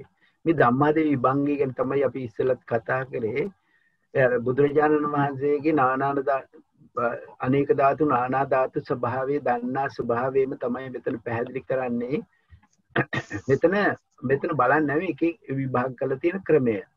දැන් මේ ස්කන්ධය දැන් මෙතන පටන් ගන්නෙම මේ ධම්මාදේ විභංගයේ ඒ කොටස් 10කින් ඉදිරිපත් කරලා තියෙන්නේ. පළවෙනි කොටස කියන්නේ සර්ව සංග්‍රාහික ධර්ම ස්වභාවය. ඒකට සර්ව සංග්‍රාහික ධර්ම ස්වභාවය කියන්නේ සියලුම ධර්ම එකට එක රැස් කරලා සියලුම ධර්ම එකිනෙක උද්දේශ වශයෙන් දෙන ක්‍රමය. එතකොට මේක තමයි විභංග ප්‍රකරණයේ මුලින්දම දකින ස්වභාවය. දැන් මේ ලෝක ධාතුවේ තියෙන ධර්ම ස්වභාවයන් කොහොමද අඳුනගෙන තියෙන්නේ? ස්කන්ධයෝ ආකාරයට, ආයතනයෝ ආකාරයට, ධාතුෝ ආකාරයට, සත්‍යෝ ආකාරයට, ඉන්ද්‍රියෝ ආකාරයට, හේතුෝ ආකාරයට, ආහාරයෝ ආකාරයට, ස්පර්ශයෝ ආකාරයට, වේදනා ආකාරයට, සංඥා ආකාරයට, චේතනා ආකාරයට, චිත්තයෝ ආකාරයට. මෙන්න මේ ද්වාදස ධර්ම ස්වභාවයක් තමයි මෙතෙන්දී ඉදිරිපත් කරන්නේ. ද්වාදස කියන්නේ 12ක් තියෙනවා ධර්ම. ස්කන්ධ, ආයතන, ධාතු, සත්‍ය, ඉන්ද්‍රිය. ඊළඟට හේතු. ආහාර, ස්පර්ශ, වේදනා, සංඥා, චේතනා, චිත්තය. එතකොට දැන් බලන්න ස්කන්ධයෝ කියනකොට අපි දන්නවා ස්කන්ධයෝ පසකි. ඒ කියන්නේ පංචස්කන්ධයෝ මේ ලෝක ස්වභාවයේ පවතින ධර්මයෝ ස්කන්ධයෝ අඩුත් නැති වැඩිත් නැති පංචස්කන්ධයයි. ඔන්න පංච ස්කන්ධයෝ පසකි. ආයතනයෝ 12කි. එතකොට මේක වැඩිත් නෑ අඩුත් නෑ සියලුම ආයතන ගත්තොත් ධාතු 18කි, සත්‍යෝ 4කි, ඉන්ද්‍රියෝ 22කි, හේතු 9කි. නව හේතුව ඊළඟට ආහාරයෝ 4කි, ස්පර්ශයෝ 7කි, වේදනා 7කි, සංඥා 7කි, චේතනා 7කි, චිත්ත 7කි. මෙන්න මේ විදිහට තමයි එන්නේ. ඇයි මේ 7කි උනේ? වේදනා 7ක් උනේ. චිත්තෝ 7ක් උනේ කොහොමද? සප්ත විඥාන ධාතු ආකාරයට තමයි මේක දකින්නේ. චේතනා 7ක් උනේ කොහොමද? බලමු අපි මේක කොහොමද මේ විග්‍රහ කරන්නේ කියලා. දැන් බලන්න ඊළඟට පංචස්කන්ධය කවරේදයක්? රූපස්කන්ධේ, වේදනාස්කන්ධේ, සංඥාස්කන්ධේ, සංස්කාරස්කන්ධේ, විඥානස්කන්ධේ. මොහු පංචස්කන්ධයයි. ද්වාදස ආයතන. ඒතකොට ද්වාදස ආයතන කියනකොට අපි දන්නවා චක්ෂුරායතනේ, රූපායතනේ, සෝතායතනේ, සද්දායතනේ. මේක චක්ෂුරායතනේ කියන්නේ අභ්‍යන්තර ආයතනේ, රූපායතනයකට බාහිර ආයතනේ, සෝතායතනේ, ශබ්දායතනේ, අභ්‍යන්තර ආයතනේ, බාහිර ආයතනේ, ගාන ආයතනේ, ගන්ධ ආයතනේ, ජීව ආයතනේ, කායතනේ. මේ ආකාරයට 12 ආයතනෝ උන්න විස්තර කරා. ඊළඟට අට්ඨාරස ධාතු. දැන් ධාතු 18. දැන් බලන්න ධාතු 18 අභිධර්ම භාජනීය විස්තර කරනවා. චක්කු ධාතු, රූප ධාතු, චක්කු විඥාන ධාතු. චක්කු ධාතු රූප සම්බන්ධයෙන් රූප ධාතු මේක අභ්‍යන්තර මේක බාහිර. චක්කු විඥාන ධාතු. ඒකෙන් ඇති වුණ චක්කු විඥාන ස්වභාවය. ඒ වගේම සෝත ශබ්ද ධාතු, සෝත විඥාන ධාතු. මේ ධාතු 18 ඔන්න විස්තර කරා. ඊට පස්සේ සත්‍යෝ 4යි. දුක්ඛ සත්‍ය, සමුදය සත්‍ය, නිරෝධ සත්‍ය, මාර්ග සත්‍ය. මේ සත්‍යෝ 4මයි මේ ලෝක ධාතුවේ පවතින්නේ. ඒ සත්‍ය 4. ඊළඟට ඉන්ද්‍රියෝ 22යි. දෙවිසි ඉන්ද්‍රියෝ චක්කු ඉන්ද්‍රිය, සෝත ඉන්ද්‍රිය, ගාන ඉන්ද්‍රිය, ජීවා ඉන්ද්‍රිය, කාය ඉන්ද්‍රිය, මන ඉන්ද්‍රිය, ස්ත්‍රී ඉන්ද්‍රිය, පුරුෂ ඉන්ද්‍රිය, ජීවිත ඉන්ද්‍රිය. මේ ආකාරයට ඉන්ද්‍රියෝ 22යි. දැන් ඉන්ද්‍රිය 22 නම් කරා. එතකොට නව හේතු කියන්නේ කුසල හේතු 3 දෙනයි, අකුසල හේතු 3 දෙනයි, අව්‍යාකත හේතු 3 දෙනයි. දැන් අපි කුසල හේතු 3 දෙනා අලෝභ දෝෂ අමෝහ, අකුසල ලෝභ දෝෂ මෝහ, අව්‍යාකත හේතු අලෝභ අදෝෂ අමෝහ. එහි 3 කුසල හේතු. දැන් මේක විස්තර කරනවා අර විදිහට තුන්ගේ කුසල හේතු මොනවද කියලා විස්තර කරනවා. එතකොට රිපිටිෂන් එකක් තියෙනවා. අව්‍යාකත හේතු කියනකොට අර නමින්මයි එන්නේ. හැබැයි අව්‍යාකතයි. මේ ධර්ම අව්‍යාකතින්ද තමයි නව හේතු කියලා කියන්නේ. ඊළඟට සතර ආහාරයෝ. සතර ආහාරයෝ කියනකොට කබලින්කාර ආහාරය, ස්පර්ශ ආහාරය, මනෝ සංචේතන ආහාරය, විඥාන ආහාරය. මේ ආහාර හතර මේ ලෝක ධාතුවේ පවතින සතර ආහාරයෝ. සප්ත ස්පර්ශයෝ හත එන්නේ චක්කු සම්පස්සේ, සෝත සම්පස්සේ, ගාන සම්පස්සේ, ජීව සම්පස්සේ, කාය සම්පස්සේ, මනෝ ධාතු සම්පස්සේ, මනෝ විඥාන ධාතු සම්පස්සේ. දැන් මේ හත හරි. ඒ වගේ සප්ත වේදනාවත් එන්නේ අර විදිහටම චක්කු සම්පස්සයෙන් උපන්න. චක්කු සම්පස්සජා වේදනා, සෝත සම්පස්සජා වේදනා, ගාන සම්පස්සජා වේදනා, ජීව සම්පස්සජා, කාය සම්පස්සජා, මනෝ ධාතු සම්පස්සජා, මනෝ විඥාන ධාතු සම්පස්සජා. මේ සප්ත විඥාන ධාතු සම්බන්ධ කරගෙන එන ආකාරය. ඊළඟට සංඥා කවරේද? චක්කු සම්පස්සජා සංඥා, සෝත සම්පස්සජා සංඥා, ගාන සම්පස්සජා සංඥා. මේ ආකාරයටම මනෝ ධාතු, මනෝ විඥාන ධාතු හත ඒ විදිහට එනවා. සප්ත චේතනත් ඒ විදිහට වෙන්නේ චක්කු සම්පස්සයෙන් උපන් චේතනාව, චක්කු සම්පස්සජ චේතනාව, සෝත සම්පස්සජ ඒ ආකාරයට මනෝ විඥාන ධාතු සම්පස්සයෙන් උපන් චේතනායි කියලා සප්ත චේතනාම පැහැදිලි කරනවා. සප්ත චිත්තෝ චක්කු විඥානය, සෝත විඥානය, ගාහන විඥානය, ජීව විඥානය, කාය විඥානය, මනෝ ධාතු, මනෝ විඥාන ධාතු. ඇයි මේවා අපි ඔක්කොම දන්න ධර්මනේ, ඇයි මේවා කියන්නේ කියලා හිතෙන්න පුළුවන්. ඇයි මේවා කියන්නේ? මේ කියන්නේ මේක සර්ව සංග්‍රාහිකයි. මේ තියෙන සියලු ස්වභාවයන් එකට කැටි කරපු හැටි. දැන් තමයි අපි මේකේ විභාගය පටන් ගන්නෙ අංක 2ට. දැන් කාම ධාතුවට අපි ආවා. මොකද්ද මේ කාම ධාතුව කියන්නේ? කාම ධාතුව කියන්නේ මොන අදහසින්ද කාම ධාතුව කියන්නේ කියලා මහත්මයෙක් කිව්වොත්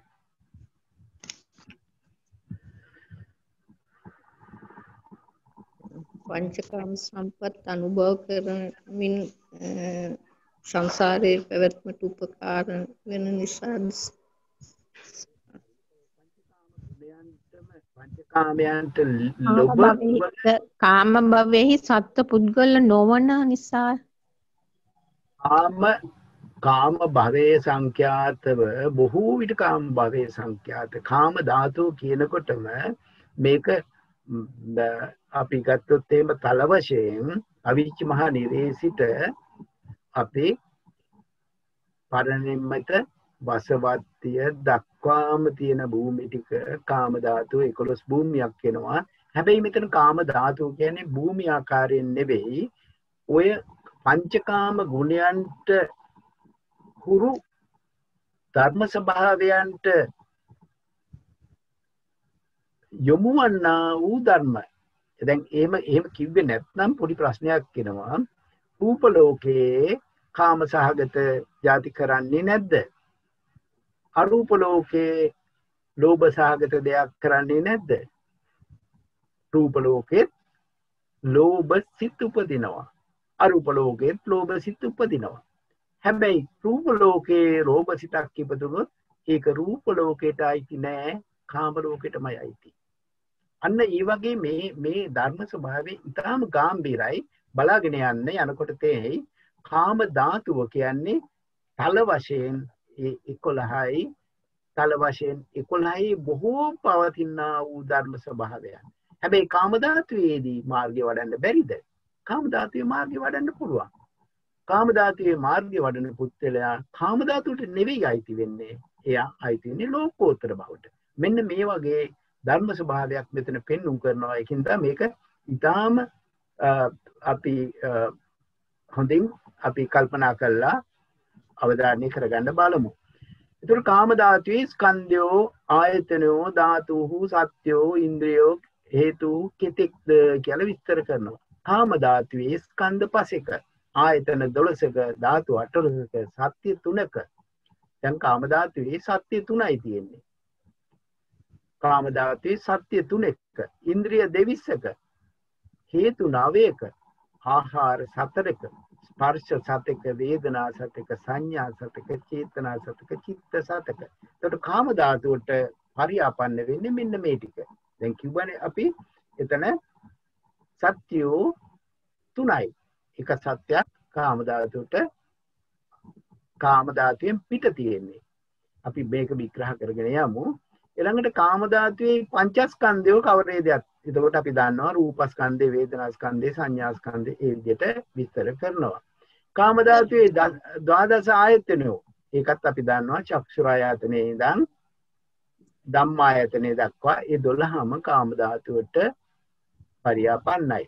කාම ධාතුවට ඇතුළත් වෙනවා. කාම ධාතුවේ 18 ධාතුහු චක්කු ධාතුවේ ඉඳන් මනෝ විඥාන ධාතුව දක්වා ඒ ධාතු 18ම කාම ධාතුවට පරියාපන්නයි. කාම ධාතුවට ඇතුළත්.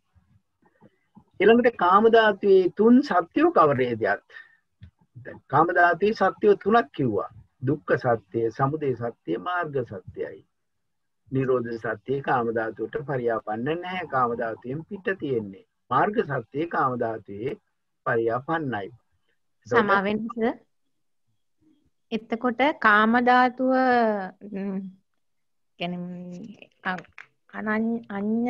අඤ්ඤතා ඉන්ද්‍රිය කොහොමද මේකට මේ වැටෙන්නේ? යනකොට පේනේ ඔබතුමීට මේකෙන් වාක් දුරට ගැඹුරින් කතා කරනවා. එතකොට තේරෙයි ඇයි මෙහෙම වෙන්නේ කියලා. කාම ධාතුවේ දෙවිසින්ද්‍රිය කවරේදයක්? ඉන්ද්‍රිය දෙවිස්සම තියෙනවා කාම ධාතුවේදී. කාම ධාතුවේ දෙවිසින්ද්‍රිය චක්කු ඉන්ද්‍රියේ ඉඳන් සෝත ඉන්ද්‍රිය, ගාන ඉන්ද්‍රිය, අඤ්ඤතාවී ඉන්ද්‍රිය කාම ධාතුවේ දෙවිසි ඉන්ද්‍රියෝයයි කියනු ලැබේ. කාම ධාතුවේ ඉන්න පුජ්‍යලයට මාර්ගඵල ලබන්න පුළුවන්. ඒ ස්වභාවයෙන් තමයි මෙතන විස්තර කරන්නේ. චක්කු ඉන්ද්‍රිය, සෝත ඉන්ද්‍රිය, ගාන ඉන්ද්‍රිය, ජීව ඉන්ද්‍රිය මොහු කාම ධාතු දෙවිසි ඉන්ද්‍රියෝයයි විස්තර කරනවා. මේක නැවතත් ආයසරයක් විස්තර කරනවා. හරි ඉදිරියට කාම ධාතුවේ නව හේතු කවරේදයක්? කුසල හේතු 3ක, අකුසල හේතු 3ක, අව්‍යකත හේතු 3ක. මොහු කාම ධාතුවේ නව හේතුයි. එතකොට කාම ධාතුවේ මේ හේතු 9ම තියෙනවා. කාම ධාතුවේ 4 ආහාරය, කබලින්කාර ආහාරය, ස්පර්ශ ආහාරය, මනෝ සංචේතන ආහාරය, විඥාන ආහාරය. මොහු කාම ධාතුවේ 4 ආහාරයයි කියනු ලැබේ. කාම ධාතුවේ ස්පර්ශය කවරේදයක්? චක්කු සම්පස්සේ, සෝත සම්පස්සේ, ගාන සම්පස්සේ, ජීව සම්පස්සේ, කාය සම්පස්සේ, මනෝ විඥාන ධාතු සම්පස්සේ. මොහු කාම ධාතු සප්ත ස්පර්ශයයි කියන ලැබේ. කාම ධාතුවේ සප්ත වේදනා අර හතම කාම ධාතුවේ පවතිනවා. චක්කු සම්පස්සේ ඉඳන් මනෝ විඥාන ධාතු සම්පස්සේ දක්වා. කාම ධාතුවේ සප්ත සංඥායෝ ඒ චක්කු සම්පස්සෙන් උපන් සංඥා ආදී මනෝ ධාතු සම්පස්සෙන් මනෝ විඥාන ධාතු සම්පස්සෙන් සංඥායි මේ හතම කාම ධාතුවේ පවතිනවා. කාම ධාතුවේ සප්ත චේතනත් ඒ විදිහටම ඒ හතම පවතිනවා. කාම ධාතුවේ සප්ත චිත්තෝ කවරේදයක්? චක්කු විඥානය, සෝත විඥානය, ගාන විඥානය මේ විදිහට මනෝ විඥාන ධාතුවේයි කාම මේ චිත්තෝ හතම උපදිනවා. දැන් බලමු අපි රූප ධාතුවේ මේක එන්නේ කොහොමද කියලා. රූප ධාතුවේ ස්කන්ධයෝ කෙතෙක්ද? ආයතනයෝ කෙතෙක්ද? ධාතු කෙතෙක්ද? සත්‍යෝ කෙතෙක්ද? ඉන්ද්‍රියෝ කෙතෙක්ද? දැන් මේ විදිහට රූප ධාතුවේ මේ ස්වභාවය බලනවා. රූප ධාතු එතකොට මේ විස්තර කරනවා. රූප ධාතුවේ ස්කන්ධ 5ක, ආයතනයෝ 6ක. ස්කන්ධ 5ම තියෙනවා, ආයතනෙ තියෙන්නේ 6යි. ධාතු 9ක, ධාතු තියෙන්නේ 9යි, 18ක් නැහැ.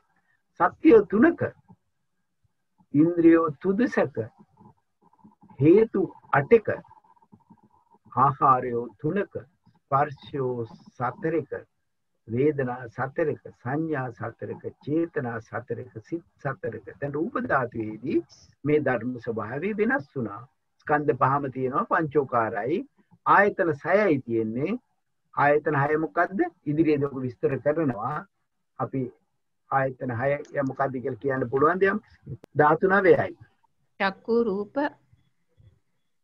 සෝත ශබ්ද මනෝ ධම්ම ආයතන. හරි. ඒ විදිහට තමයි එන්නේ. ධාතු 9ත් ඒ විදිහටමයි හැදෙන්නේ. සත්‍ය 3 කියන්නේ නිරෝධ සත්‍ය හැරෙන්න ඉතිරි 3. ඉන්ද්‍රිය 3ක, ඉන්ද්‍රිය තුන්ස කියනකොට අර රූප සංඛ්‍යාත ඉන්ද්‍රිය කොටසක් නැති වුණානේ. ඒකෙන් ඒ විදිහට හැදෙනවා. හේතු අටක මොකද හේතුව එකක් හේතුවක් අඩු වෙලා තියෙන්නේ. කුසලයක් නෑ. අකුසල ද්වේෂයද සර්? දේශේ හේතුව මෙතෙන්ට එන්නේ නැහැ. ඒකින්ද තමයි හේතු අටක් වෙලා තියෙන්නේ. දේශේ හේතුව එන්නේ නැහැ. කුසල හේතුව අපිට හෙන්නේ තුනයි අකුසල හේතු දෙකයි. මෙන්න මේ විදිහට ආහාර තුනක කබලින්කාර ආහාරේ නෑ රූප ධාතුවේ. ඒකින්ද ආහාර තුනක. මේක නැවත විස්තර කරනවා ඉදිරියට. එතකොට රූප ධාතුවේ ෂඩායතනෙ කවරේද? චක්ෂුරායතනෙ, රූපායතනෙ, සෝතායතනෙ, ශබ්දායතනෙ, මනායතනෙ, ධම්මායතනෙ. ඔන්න වේතන විස්තර කරනවා. මේක එකිනෙක විස්තර කරනවා. මේ ගැටලු කොහෙවත් ඉතිරි කරන්නේ නැහැ. රූප ධාතුවේ ධාතු 9ක. චක්කු ධාතු, රූප ධාතු, චක්කු විඥාන ධාතු. ඊළඟට සෝත ධාතු, ශබ්ද ධාතු, සෝත විඥාන ධාතු. දැන් හයක් කිව්වා මනෝ ධාතුව, ධම්ම ධාතුව, මනෝ විඥාන ධාතුව. ඔන්න 9 ආවේ විදිහට. අනික් ඒවා ටික මොකද එතෙන් මේ උපදින්නේ නැහැ. ඊළඟට රූප ධාතුවේ තුන් සත්‍යෝ කවරේද? දුක්ඛ සත්‍ය, සමුදය සත්‍ය, මාර්ග සත්‍යයි. රූප ධාතුවේ තුදුස් ඉන්ද්‍රියෝ. එතකොට චක්කු ඉන්ද්‍රිය, සෝත ඉන්ද්‍රිය, ඊළඟට අනික් ඉන්ද්‍රිය ධර්ම, රූප ඉන්ද්‍රිය ධර්ම නැහැ. මන ඉන්ද්‍රිය, ජීවිතේන්ද්‍රිය, සෝමනස් ඉන්ද්‍රිය තියෙනවා, උපේක්ඛ ඉන්ද්‍රිය තියෙනවා, සද්දා ඉන්ද්‍රිය, විරිය ඉන්ද්‍රිය, අඤ්ඤ ඉන්ද්‍රිය, අඤ්ඤතාවී ඉන්ද්‍රිය, අනඤ්ඤතඤ්ඤස්සාමිති ඉන්ද්‍රිය. මේ විදිහට ඉන්ද්‍රියෝ 14ක් තියෙනවා. අපි ඉන්ද්‍රිය විභංගයේදී මේක කරා. ඉන්ද්‍රිය විභංගයේදී මේ විස්තරය කරා මේ ඉන්ද්‍රිය 14. ඊළඟට කියනවා එහි රූප ධාතුවේ අෂ්ට හේතු කවරේද? තුන් කුසල හේතු, අකුසල හේතු දෙදෙනයි, අව්‍යාකත හේතු තුනයි. එතකොට ද්වේෂය කියන හේතුව නැහැ. අකුසල හේතු දෙදෙනයි, අව්‍යාකත හේතු තුනයි. රූප ධාතුවේ තුන් ආහාරය එතන විස්තර කරනවා. ස්පර්ශ, මනෝ සංචේතන, විඥාන. රූප ධාතුවේ සතර ස්පර්ශෝ කවරේද? ඒ සතර ස්පර්ශෝ චක්කු සම්පස්සේ, සෝත සම්පස්සේ, මනෝ ධාතු සම්පස්සේ, මනෝ විඥාන ධාතු සම්පස්සේ. ඇයි අනික් ජීවවා කාය ගාන සම්පස්සේ වෙන්නේ නැහැ. රූප ධාතුවේ සතර වේදනා කවරේද? මේ විදිහට රූප ධාතුවේ ටික විස්තර කරනවා. අපි ඊළඟට අරූප ධාතුවේ මේක කතා කරලා පොඩ්ඩක් ආද දිනෙට දැන් 7යි වෙලා. අරූප ධාතුවේ ස්කන්ධයෝ කෙතෙක්ද? අරූප ධාතුවේ ස්කන්ධයෝ වෙනකොට අරූප ධාතුව කියන්නේ චතුෝකාරයි, ස්කන්ධ 4යි, ආයතන 2යි, ධාතු 2යි, සත්‍ය 3යි, ඉන්ද්‍රිය 11යි. මේක අපි ඉන්ද්‍රිය විභංගයේදී විස්තර කරා. ඉන්ද්‍රිය 11 වෙන්නේ අනඤ්ඤතඤ්ඤස්සාමිති ඉන්ද්‍රිය එන්නේ නැහැ. තව සෝමනස් ඉන්ද්‍රිය එන්නේ නැහැ. ඒ භාවයෙන් මේක ඉන්ද්‍රිය 11යි. මේක ඉන්ද්‍රිය විභංගයේදී අපි විස්තර කරා. හේතු වටක ආහාර තුනක, ස්පර්ශයක, සංචේතනා එකක, සංඥා එකක, චේතනා එකක, චිත්ත එකක, මනෝ විඥාන ධාතු සම්පස්සේ, මනෝ විඥාන ධාතු. ඒ මනෝ විඥාන ධාතු සංඛ්‍යාතව තමයි ඒ චිත්ත එකක. අරූප ධාතුවේ සතර ස්කන්ධයෝ දැන් මේ එකිනෙක විස්තර කරගෙන යන ආකාරය අපි ඊළඟ දවසට ඉතිරි ටික තියමු. අරූප ධාතුවේ ධාතු දෙදෙන කවරේද? මනෝ විඥාන ධාතුවයි, ධම්ම ධාතුවයි. මේ විදිහට විස්තර කරනවා.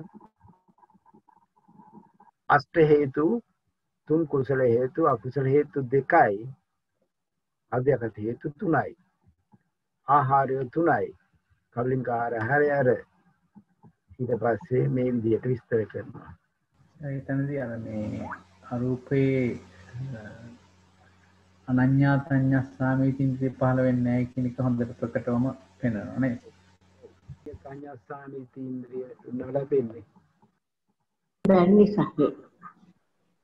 සෝමන් මාර්ගය බලයෙන් ලබන්න බෑනේ අරූප ධාතුවේ. ඔව්. ඒගොල්ලන්ට පරතෝഘോഷය නැහැ. පරතෝഘോഷය ලැබෙන්න ක්‍රමයක් නැහැ. පරතෝഘോഷය නැති නිසාමයි එයාලට සෝවාන් මාර්ගය ලබන්න බෑ.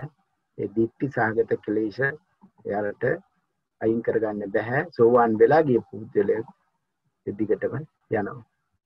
දැන් බලන්න මෙතන අපරියාපන්න. අන්න අපරියාපන්න දැන් මේ අපරියාපන්න භූමියක් වශයෙන් අපි ලෝකෝත්තර භූමියක් කියලා නැහැ. හැබැයි අපරියාපන්නේ ස්කන්ධයෝ කෙතෙක්ද චිත්තයෝ කෙතෙක්ද මේ අර ධර්ම ස්වභාවය විස්තර කරනවා. අපරියාපන්නයෝ ස්කන්ධයෝ සතරක ආයතන දෙකක ධාතු දෙකක සත්‍ය දෙකක ඉන්ද්‍රිය 12ක සත්‍ය දෙක දුක්ඛ සත්‍යයි සමුදය සත්‍යයි නෑ අනිත් සත්‍ය දෙක ඉන්ද්‍රිය 12ක හේතු 6ක ආහාර 3ක ස්පර්ශ එකක මේ විදිහට විස්තර කරනවා. අපි නැවතත් මේක ඊළඟ දවසෙත් කතා කරමු. එතකොට අපරියාපන්න ස්වභාවය අපරියාපන්නේ සතර ස්කන්ධයෝ මේ විදිහට ඒ වේදනා සංඥා සංකාර විඥාන කියලා අපරියාපන්නේ ආයතනයෝ මන ආයතනයයි ධම්ම ආයතනයයි අපරියාපන්නේ ධාතු මනෝ විඥාන ධාතු ධම්ම ධාතු අපරියාපන්නේ සත්‍යෝ දෙන්නේ මාර්ග සත්‍ය සානිරෝධ සත්‍ය අපරියාපන්නේ 12 ඉන්ද්‍රිය මනීන්ද්‍රිය ජීවිතේන්ද්‍රිය සෝමනස් ඉන්ද්‍රිය උපේක්ඛේන්ද්‍රිය සාදීන්ද්‍රිය විරියේන්ද්‍රිය සතේන්ද්‍රිය සමාධීන්ද්‍රිය පඤ්ඤේන්ද්‍රිය අනඤ්‍ය පඤ්ඤස්සාමිතේන්ද්‍රිය අඤ්ඤේන්ද්‍රිය අඤ්ඤතාවීන්ද්‍රිය මොහු 12 ඉන්ද්‍රියෝ වේ කියලා කියනවා. හේතු අකුසල හේතු නෑ. කුසල හේතු අව්‍යාගත හේතු විතරයි. කුසල හේතු තියෙන්නේ මාර්ගසිතේ අකුසල අව්‍යාගත හේතු තියෙන්නේ ඵලසිතේ. මේ විදිහට විස්තර කරන්නේ. එතකොට ආහාරය තුදනයි. තිදනයි ස්පර්ශ මනෝ සංචේතන විඥාන. මෙන්න මේ විදිහට ඊට පස්සේ මේ විභාගයේදී කියනවා කොච්චර ධර්ම කාම ධාතු පරියාපන්නද කොච්චර ධාතු රූප ධාතු පරියාපන්නද කොච්චර ධාතු අරූප ධාතු පරියාපන්නද කොච්චර ධර්ම ලෝකෝත්තර කියන්නේ අපරියාපන්නේට මේ කාම ධාතු පරියාපන්න වෙද්ද නොවෙද්ද කියලා විස්තර කරගෙන යනවා. මෙන්න මේ විදිහට මේක එක ගාම්භීර දේශනාවක් විදිහට තමයි යන්නේ. ඉතින් අපි අද දිනේට මෙතනින් නවත්තමු. ඊළඟ දවසේ මේක කරගෙන යමු නේද? යම් කිසි කාරණයක් අපි මේක ඊටාම ගාම්භීරයි. මේක යනවා අන්තිමේදී අභිඤ්ඤේය ධර්ම පරිඤ්ඤේය ධර්ම ආකාරයට. ඒක සියල්ලම නම් අපේ විභාගයට ඉල්ලන්නේ නැහැ. ඉතින් ගාම්භීර ස්ථානයට යන නිසා ඒ ගැන කතා කරමු. මේක මේ තුනනේ අපි දැන් මේ කතා කරන්නේ තුන. මේක 10ට යනකල් යනවා. එතකොට යම් කිසි ප්‍රශ්නයක් තියෙනවද කාට හරි? අපි ඊළඟ දවසේ මට පොඩි ප්‍රශ්නයක් තියෙනවා. මේ කාම ධාතුව පොඩ්ඩක් පැහැදිලි කරන්න පුළුවන්ද සර්? තාචුට්ටක් කාම ධාතුව කියන්නේ මොකක්ද කියන එක චුට්ටක් පැහැදිලි කරන්න පුළුවන්ද? කාම ධාතුව විභංග ප්‍රකරණයේදී විස්තර කරනවා. මොකක්ද කාම ධාතුව කියලා? ධාතු විභංගයේදී ආනින් අවීච මහ නිරයේ සිට ඉහළින් පරනිම්මිත වසවර්තිය දක්වා ඒ පවතිනා වූ කාම ධර්ම සංඛ්‍යාතව පවතිනා වූ ධර්ම ස්වභාවයට කියනවා කාම ධාතුව කියලා. මතකද ධාතු විභංගයේදී විස්තර කරන හැටි? අන්න ඒ ආකාරයටම තමයි කාම ධාතුව දකින්න ඕන. ධාතු විභංගයේදී කියනවානේ කාම ධාතු, නෙක්ඛම්ම ධාතු, කාම ධාතු මන් ධාතු විභංගයට කියලා ඉන්නවාට ගන්නවා. මේ කාම ධාතු කවරේද යත් විභංග ප්‍රකටයෙන් ඕනම ධර්මයකට විස්තරයක් හොයාගන්න පුළුවන්. අන්න ඒකයි තියෙන එකම වාසිය. විභංග ප්‍රකටනේ ප්‍රකට කරොත් ඕන දෙයක් කියන්න පුළුවන්. මේ ෂට්ක තුනෙන් අන්තිම ෂට්කේ කාම ධාතු, ව්‍යාපාද ධාතු, විහිංසා ධාතු, නෙක්ඛම්ම ධාතු, අව්‍යාපාද විසත් මේකේ තියෙන කාම ධාතු. කාම ප්‍රතිසංයුක්ත වූ මෙන්න මේ කාරණේ තමයි හරිම වැදගත්. කාම ප්‍රතිසංයුක්ත වූ තර්කයක්, විතර්කයක්, සංකල්පයක්, අර්පණායක්, බලවත් අර්පණායක්, අරමුණේ සිට පිටවීමක්, මිත්‍යා සංකල්පයක් වේද මේ කාම ධාතුවේයි කියන බේ. එතකොට මේ කියන්නේ ඒ ඉන්න මිනිස්සු ගැන කියන එක නෙවෙයි. එතන එන සිතුවිලි නැත්නම් ක්‍රියාකාරී ස්වභාවය. යටින් අවීචි මහා නිරේ හිමකොට මත්තෙහි පරනිම්මිත වසවර්ති දෙවියන් ඇතුළු කොට මෙම අතුරෙහි බැසගෙන සිටින මෙහි ඇතුළු වූ යම් ස්කන්ධ ධාතු ආයතන කෙනෙක් වෙද්ද රූප වේදනා සංඥා සංකාර විඥානයක් වේද මේ කාම ධාතුවේයි කියනු ලැබේ. බලන්න ඒකේ ගාම්භීර විස්තරේ. මේ විදිහට තමයි දකින්න ඕන. මේක සත්තු වශයෙන් සත්ත්ව පුජ්‍යල ස්වභාවයෙන් ගන්න එපා. මේක තියෙන්නේ මේ පවතිනා වූ ධර්ම ස්වභාවය. අන්න ඒ විදිහට තමයි දැක ගන්න ඕන.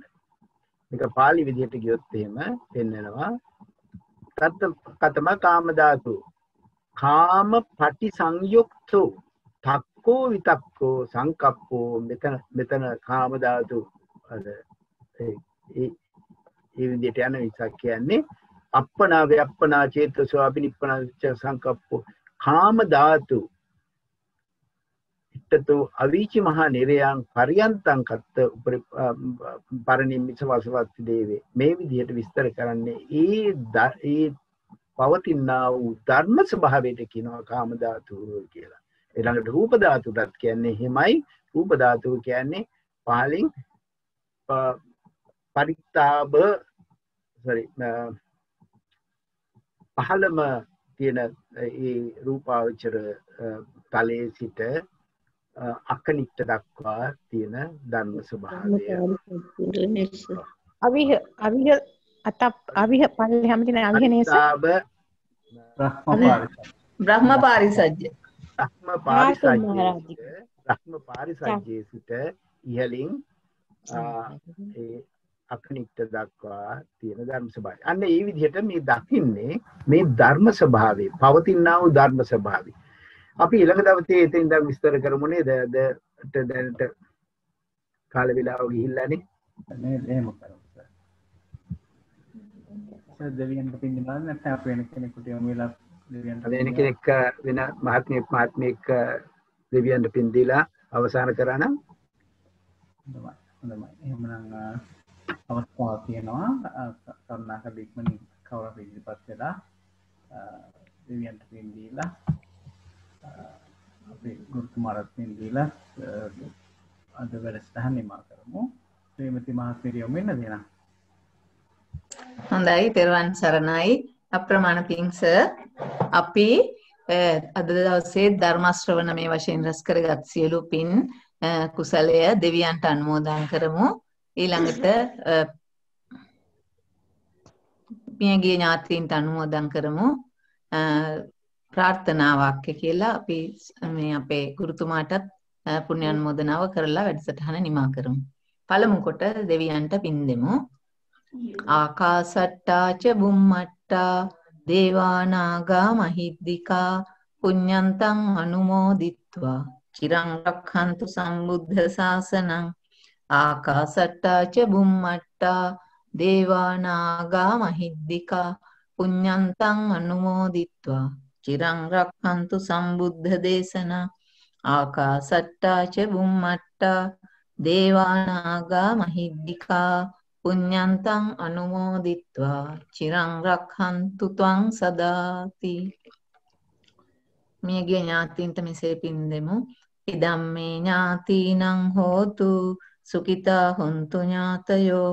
ඉදම්මේ ඥාතීනං හෝතු සුඛිතා හොන්තු ඥාතයෝ. ඉදම්මේ ඥාතීනං හෝතු සුඛිතා හොන්තු ඥාතයෝ. අපි මෙසේ ප්‍රාර්ථනා කරමු. ඉමිනා පුඤ්ඤ කම්මේන මාමේ බාල සමාගමෝ සතං සමාගමෝ හෝතු යාව නිබ්බානපත්තියා. ඉදම්මේ පුඤ්ඤ කම්මං ආසවක්ඛයා වහං හෝතු. ඉදම්මේ පුඤ්ඤ කම්මං ආසවක්ඛයා වහං හෝතු. ඉදම්මේ පුඤ්ඤ කම්මං ආසවක්ඛයා වහං හෝතු. සබ්බ දුක්ඛා පමුච්ඡතු. සාදු සාදු සාදු. අද දවසේ සුපුරුදු ලෙස විද්‍යාරත්න සර් අප කෙරේ මහත් කරුණාවෙන් අපගේ දම් සභාවට පැමිණිලා විභංග ප්‍රකරණ නම් වූ ග්‍රන්ථ රත්නයට ඇතුළත් විශාල දහම් කොටසක් අපිට සරල බසින් පැහැදිලි කරලා දුන්නා. අප සියලු දෙනාම ධර්ම ශ්‍රවණය කරා. ඒ ධර්ම ශ්‍රවණයේ වශයෙන් රැස් කරගත්තා වූ යම්තා කුසලානිසංස තියනවාද ඒ සියලු කුසල් අපි කෘතවේදීව ගෞරවයෙන් ඔබතුමාට අනුමෝදන් කරනවා. ඒ සියලු කුසල් බලෙනුත් ඔබතුමාගේ දේශනාමය කුසල බලෙනුත් අනන්ත සතරපටන් රැස් කරගෙන ඉන්නා වූ සියලු කුසල් බලයෙන් මෙලොව වශයෙන් ආයු වර්ණ සැප බල ප්‍රඥා දිනෙන් දිනම වර්ධනය වේවා. කරන්නා වූ ශාසනික කටයුතු අකණ්ඩව බාධාවකින් තොරව කරගෙන යාමට තෙරුවන් ගුණ බලයෙන් නිරතුරුව ධෛර්ය ශක්තිය වීරිය ප්‍රඥාව ලැබේවා. පතන උතුම් බෝධියකින් සුව පහසුවෙන් චතුරාර්ය සත්‍ය අවබෝධ වේවා. ඒ වගේම ඔබතුමාගේ ගුරුවරුන්ටත් පරලෝ සැපත් නැද්දෑ හිත මිතුරන්ටත් ඥාතීන්ටත් පවුලේ සෑම සියලුම දෙනාටත් විද්‍යාරත්න මහත්මියටත් දරුවන්ටත් මේ සෑම සියලුම දෙනාටත් අපි මේ සියලු කුසල් අනුමෝදන් කරමු. ඒ සියලු කුසල් බලයෙන් ඒ සෑම සියලුම දෙනාත් සුගතියෙන් සුගතියටපත් වී නිර්වාණ අවබෝධය ලබත්වා මෙලොව වශයෙන් නිදුක් නිරෝගී සුවපත් දීර්ඝායුෂ ජීවිත ලබන්නට හේතු වේවා වාසනාව වේවා. ඒ වගේම පතන උතුම් බෝධි වලින් සුව පහසුවෙන් චතුරාර්ය සත්‍ය අවබෝධ වේවා. මේ වැඩසටහන් වලට අපට අනේක විද ආකාරයෙන් උදව් උපකාර කරන්නා වූ ස්වාමීන් වහන්සේලා ඇතුළු සියලුම ගුරු උතුමන්ටත් බ්‍රෝණ මහත්මයාටත් ජයන්ත මහත්මයාටත් ලක්ෂ්මී මහත්මියටත් ඒ සෑම සියලුම දෙනාට අපි කෘතවේදීව පුණ්‍යානුමෝදනා කරනවා. ඒ සෑම සියලුම දෙනා මෙලොව වශයෙන් නිදුක් නිරෝගී සුවපත් දීර්ඝායුෂ ජීවිත ලබත්වා පතන උතුම් බෝධි වලින් සුව පහසුවෙන්ම චතුරාර්ය සත්‍ය අවබෝධ කරත්වා. ඒ වගේම මේ සහභාගී වූ සෑම සියලුම කල්යාණ මිතුරු මිතුරියන්ටත් මේ වැඩසටහන සාර්ථකව පවත්වාගෙන යාමට දක්වන අනුග්‍රහය වෙනුවෙන් අපි ඊටාම කෘතවේදීව හැම දිනාටම පුණ්‍යානුමෝදනා කරනවා. ඔබ අප සෑම සියලු දෙනාටම මෙලොව වශයෙන් නිදුක් නිරෝගී සුවපත් දීර්ඝායුෂ ජීවිත ලබන්නට මේ පින් හේතු වේවා වාසනාව වේවා. පතන්නා වූ උතුම් බෝධි වලින් සුව පහසුවෙන්ම චතුරාර්ය සත්‍ය අවබෝධ කරගන්නටත් මේ සියලු කුසල් හේතු වාසනා වේවා. සෑම දිනාටම තෙරුවන් සරණයි. සාදු සාදු. ගොඩක් පිං ශ්‍රීමති මහත්මිය. තෙරුවන් සරණයි. සියයට ගොඩාක් තෙරුවන් සරණයි. සියලු දෙනාටම තෙරුවන් සරණයි. තෙරුවන් සරණයි. බුද්ධාට තෙරුවන් සරණයි.